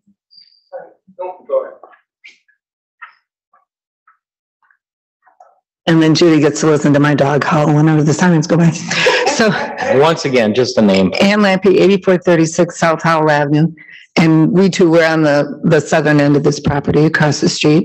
If you don't like the use, it actually is in your power to say no to the rezoning. It's not allowed in the B2 zoning. Well, I understand. So right, that's why they're here. Yes, exactly. So he said he doesn't like it, but you can do something about that. Yeah. But my question is, the future use of this site, because eventually if everyone's driving electric cars, they're not going to be going to Jiffy Lube. So can they put in charging stations? Is the gasoline an absolute separate conditional use? That's a whole nother issue there probably, because they don't have gasoline. No, there's no request for a gas station. Right, but what about the charging stations? Is that allowed under that? In the future, if we're all driving electric cars, we would have to first of all update our zoning and everything, and they'd probably have to come in just as well. Okay, what about, so it's not guessing because it's not written anywhere, it's just not, okay. What about car wash? Car wash would be a separate request. So that is not under a service station? No. Okay. And we too deal with the traffic. We know we live on Howell Avenue, but I agree, Judy, it's crazy making that U-turn. And if you have people now queuing on Howell Avenue to get into that, it's going to be worse. So. Okay. Don, you had it. Are you finished? Yep. I'm finished. Okay. Chris? My comment would be Howell Avenue. We know it's a state highway, so if we can my recommendation or ask would be to put it on our notes for the next meeting conversation that we have with SDOT. So at least the conversations can be had.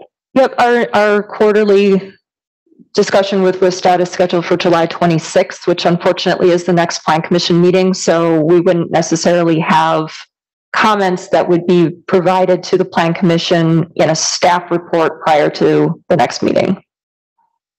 Thank you. But we can certainly provide these plans to them in advance so that they have enough time to review them, hopefully. Okay. Thank you. Greg? So the first resident that spoke actually kind of stole my thunder. I think it is kind of an odd location being in front of the Children's Hospital clinics, and then next to the eyeglass place and the DeCarlo's building. But I also understand that the use fits within our comprehensive plan. As far as the rezone, not to put you on the spot, are you able to provide examples of what could go into a B2 district versus the B4? B2 district is more community business oriented. So your small scale cafes, things like that, those are more intended to be neighborhood businesses. Being on Howell Avenue, it is, highway business oriented. So that's why staff was recommending that, yes, the rezone could proceed with B4. The location along Howell Avenue would lend to that. A service station would not be allowed in the B2 district, nor would it be allowed in the B3 district. I don't know if that answers your question. There are some other, uses that would be allowed in B2, but I'm not entirely certain that the existing multi-tenant commercial building in the back, which we are all calling Children's Hospital because that's a major tenant in there, but there are other tenants in that multi-tenant commercial building. I'm not entirely certain that would be allowed in the B2 district, at least not that large of a building. I'd have to take a look. And of course, whatever tenants are in that building, they would have to comply with the allowed uses per the district. So they may require a conditional use as well. but this would not be allowed in that district. And then clearly the property owner has a right to request a rezone.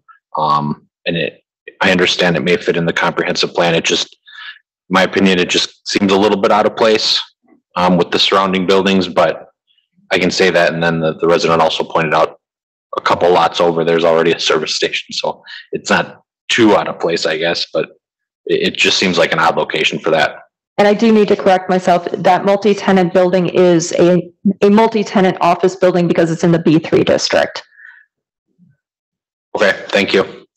Okay. Actually, I have one more question, possibly for the applicant.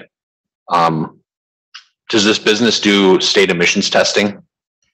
Name and address, please. Yep. It's on. Dustin Salter with Excel Engineering, representing Guggenheim, the applicant here, address 100 Camelot Drive, Fond du Lac, Wisconsin. I'm not aware of any emissions testing necessarily with this, just because there really isn't any.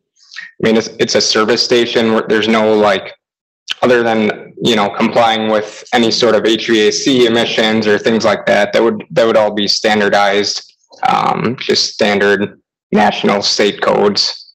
Okay, thank you.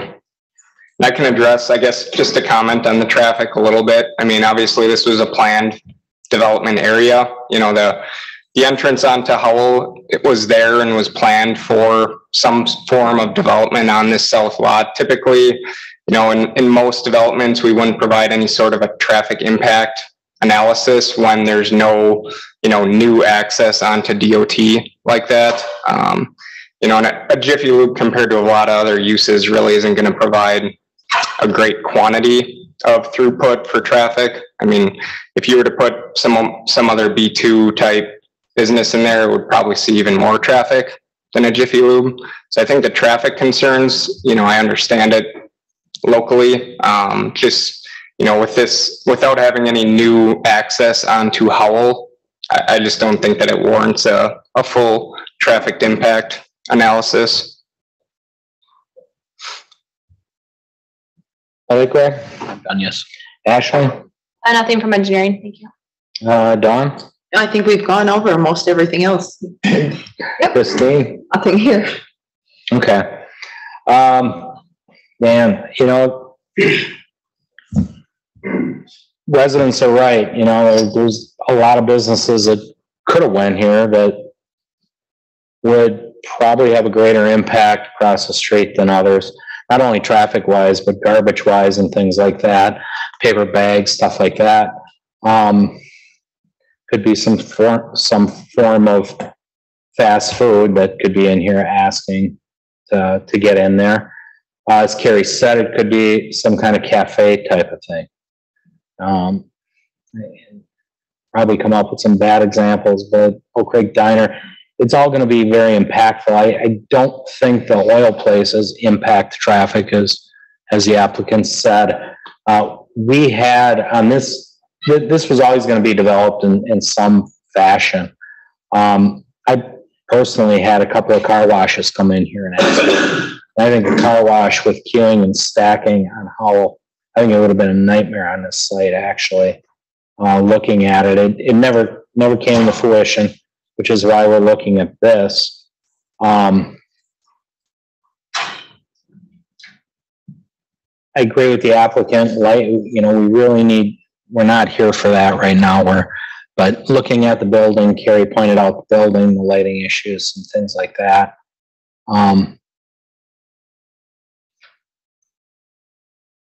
Aesthetic we're looking for on how, at least for me, not so much with the sides, but boy, that east elevation. Plain. Something definitely there. As far as putting it there, I also agree with the neighbors. We do have a ton of them, but they must be lucrative, and people put them in. They put in service stations, and they put in restaurants just the same too when we have many of them. So that is the right of the applicant and the owner. I think we have a ways to go to get this correct, but I can't come up with a reason to actually deny it. Because it's not a gas station. It's not a Quick Trip or anything like that. So Carrie, this is just strictly for this one type of business, or could under this, as we change that zoning designation, what else could go in here? A Dunkin' Donuts? Well, the rezone and the conditional use permit are being requested at the same time. So the rezone would be to B4, and the conditional use permit is for a service station. If they were to withdraw their service station conditional use permit, then they could have anything else that would be allowed in the B4 district. Or if there's another conditional use that they want to have instead of a service station that would be in the B4 district, they could apply for a conditional use permit for that specific use. No, and I look at that, if, just say it became a Dunkin' Donuts, I think that'd be far more impactful, traffic-wise. That's just my personal opinion. And keep in mind that the drive-through component of a fast food restaurant or a quick service restaurant, if there was one, would require additional review. Agreed.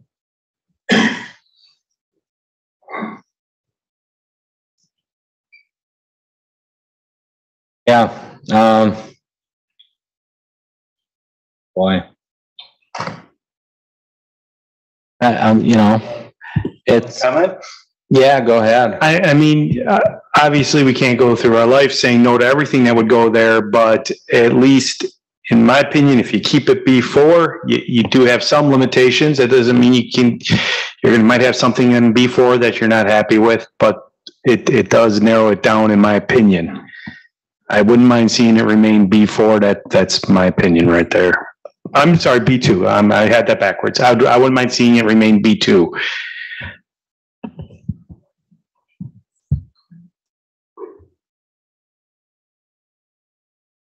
Okay. Any other comments? Okay, we'll go for a motion. Yes, it's an area. Yep. Guzikowski makes a motion that the Plan Commission recommends to the Common Council that the property at 8355 South Howell Avenue be rezoned to B2 community business to B4 highway business with the conditional use permit for a service station after a public hearing and subject to conditions and restrictions that will be prepared for the Plan Commission's review at the next meeting. Seifert seconds. Roll call, beginning with, where are we? I'm sorry, are we on 9C? Yes. Yes, 9C. Chris? Guzikowski, aye. Ladani, no. Seifert, aye. Anna, no. Bill, aye. Jinsky, aye. Clark, no. Davich, no. Give it another shot with something else. So that's denied. And pass.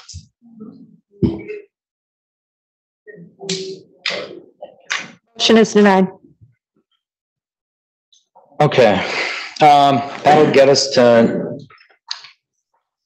9D. Let's review a request for the properties at 9102, 9120, 9140 South 27th Street to rezone from RS3 single family. Gary? This is actually me, Mr. Mayor. Oh, I'm sorry, Jack. I even got a note it's you and I missed it. That's okay. That. And stated, just for the record, stated in the agenda for tonight, these properties were to be rezoned to RS3. However, upon further discussions between staff and the applicant, it was determined that RD1 would be the best approach to align with the future land use plan for these parcels in the comprehensive plan. Like you said, this proposal is to rezone the properties. That will be to RS1 from B4 to RS2. And this proposal is part of an overall concept for single-family attached residential housing on the property. properties. 36 units are shown on the concept plans with access along 27th Street. While the review of the concept plan is not part of this review, it has been included for your reference. This is the overall concept site plan. And reviews, including but not limited to a planned unit development, will be required for any future development of the parcels. The applicant is aware of this required process. Additionally, this rezone does not endorse any concept plans shown. Overall, staff have no concerns with the proposed rezone. With that being said, there is a motion for plan commissioners to consider. Thanks. Okay. Applicants, anybody like to say anything before we get rolling to the commission? You have to come up, sir.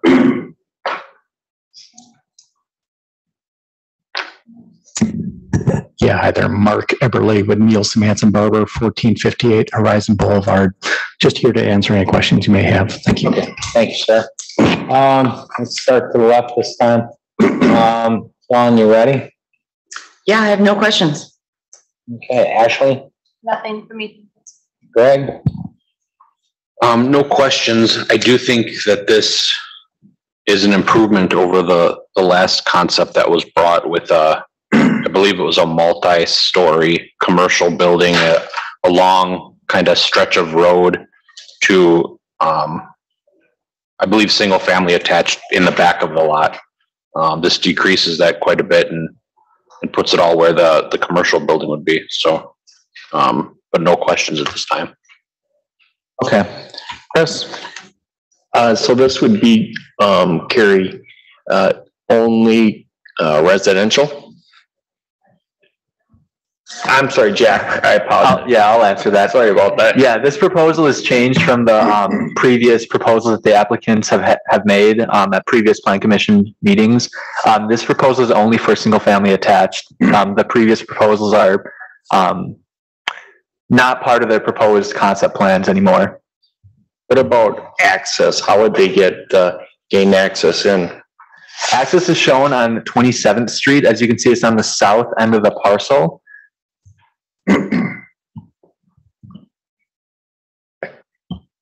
Does there need to be, for the fire department, do they need more than one inlet and outlet to get into said area?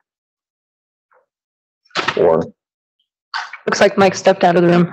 That would be something that we would review at, if this were to move forward, but I don't think we received any comments from the fire department about the conceptual development plan. Okay. But we're just kind of on a rezone now. Yes. Yep. Okay. Is that it, Chris? Yes, that's it. Thank you. No questions. Fred? I just think it's an improvement. I agree with Greg that it looks a lot better and it doesn't interfere with the wetlands that they have on the property. So. Okay. I guess from my perspective, this is a Jack question or a Gary question. It kind of predates him maybe a little bit, but 27th Street overlay, how does that play into that? If you're referring to the overlay districts for the city, they are gone. They were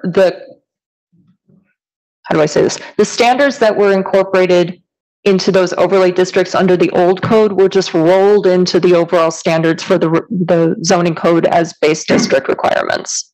Because I always thought we wanted facing 27th more of a commercial business look.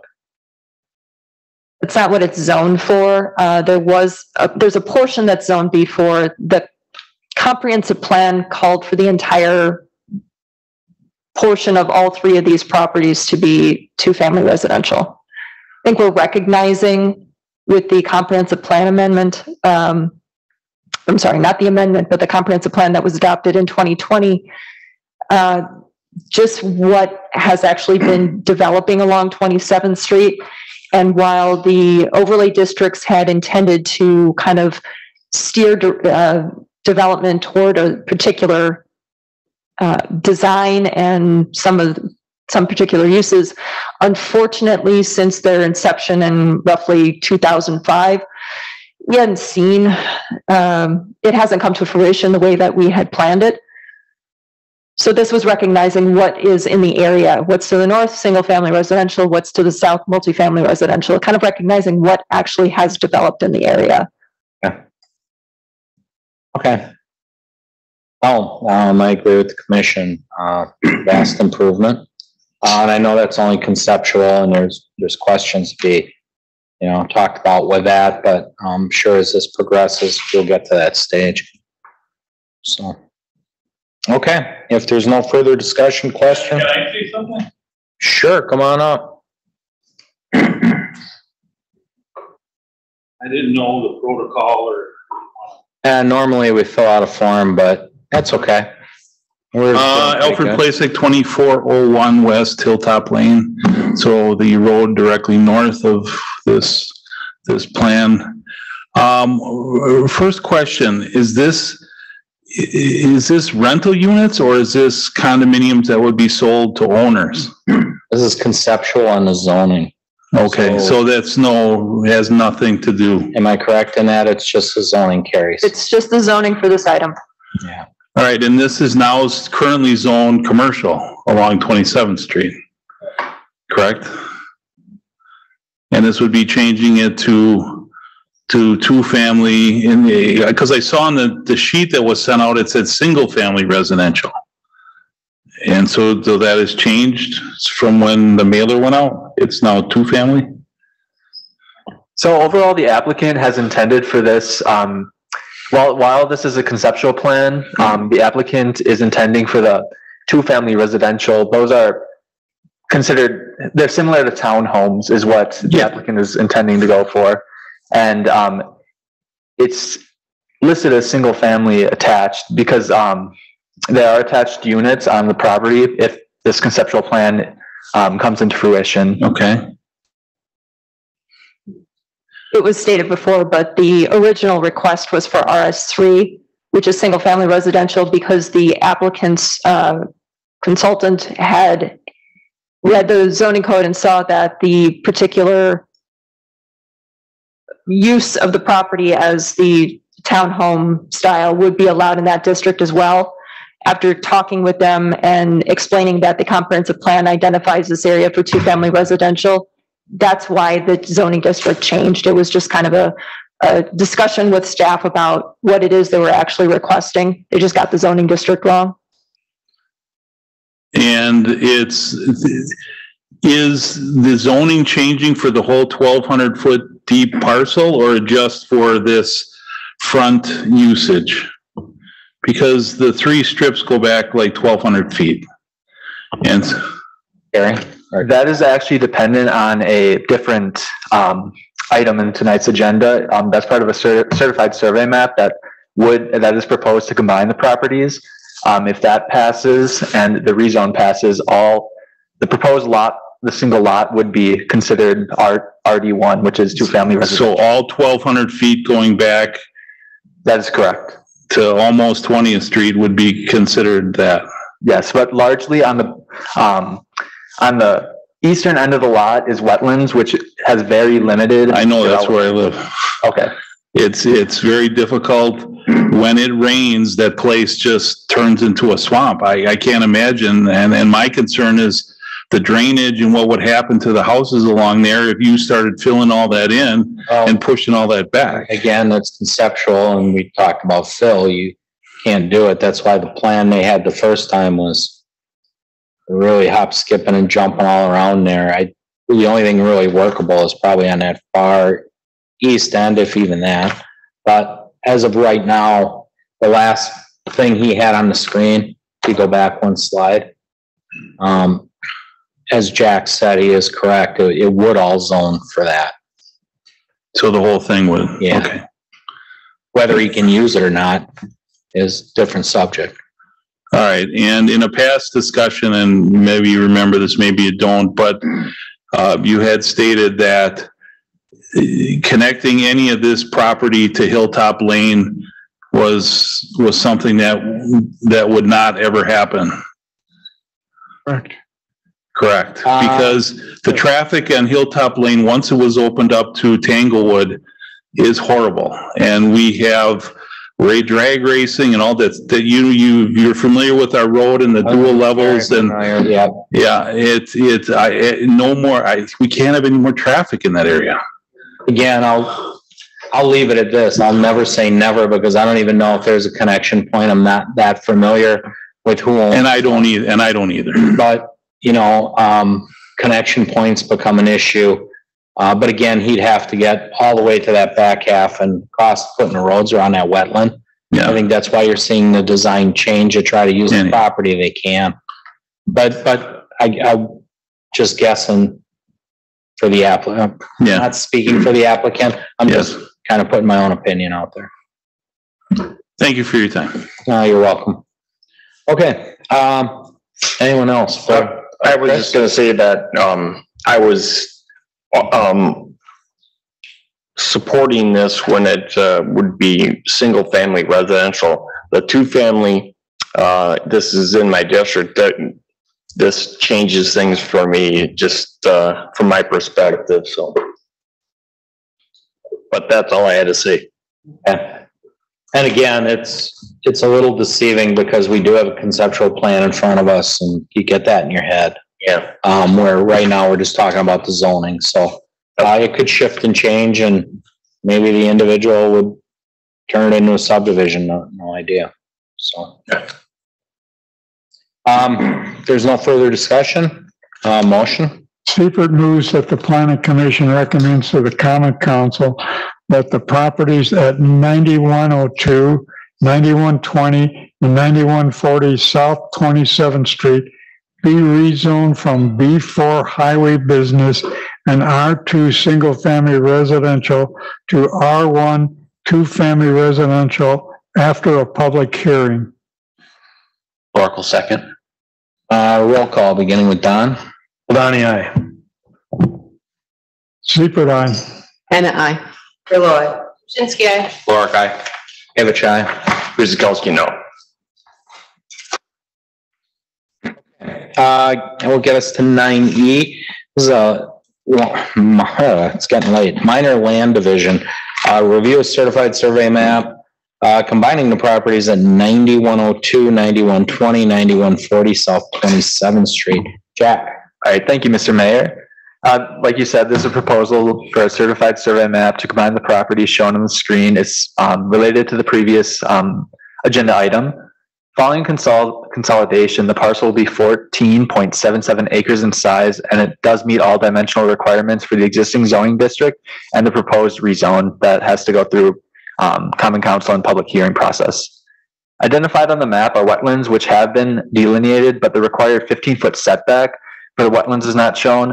Additionally, a 30-foot wide road reservation is on the east of the parcel, which is shown on the map, but that needs to be removed in a revised map because that road reservation is actually located on the parcel directly east. Finally, woodland areas on the northern portion of the proposed Lot 1 must be preserved. These minor issues have been included in a recommended condition of approval.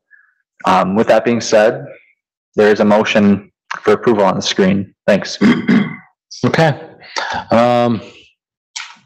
Chris, your district, you want to kick it off? Any questions, comments? I have none at this time, sir. Thank you. Okay. Greg? I have no questions. Ashley? Nothing from me. John? Nothing for me. Christine? No, nothing. Fred? No questions. Don? No questions.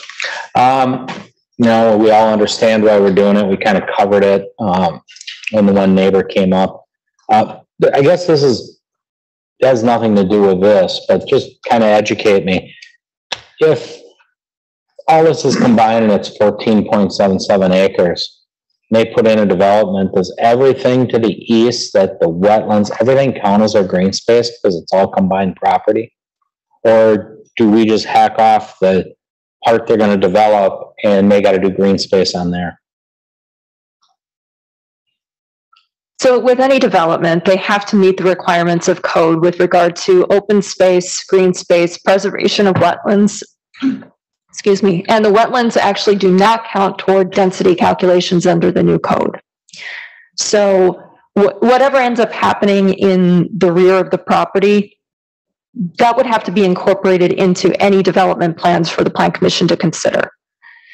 So to answer your question, yes, it would, unless it was proposed for some kind of development.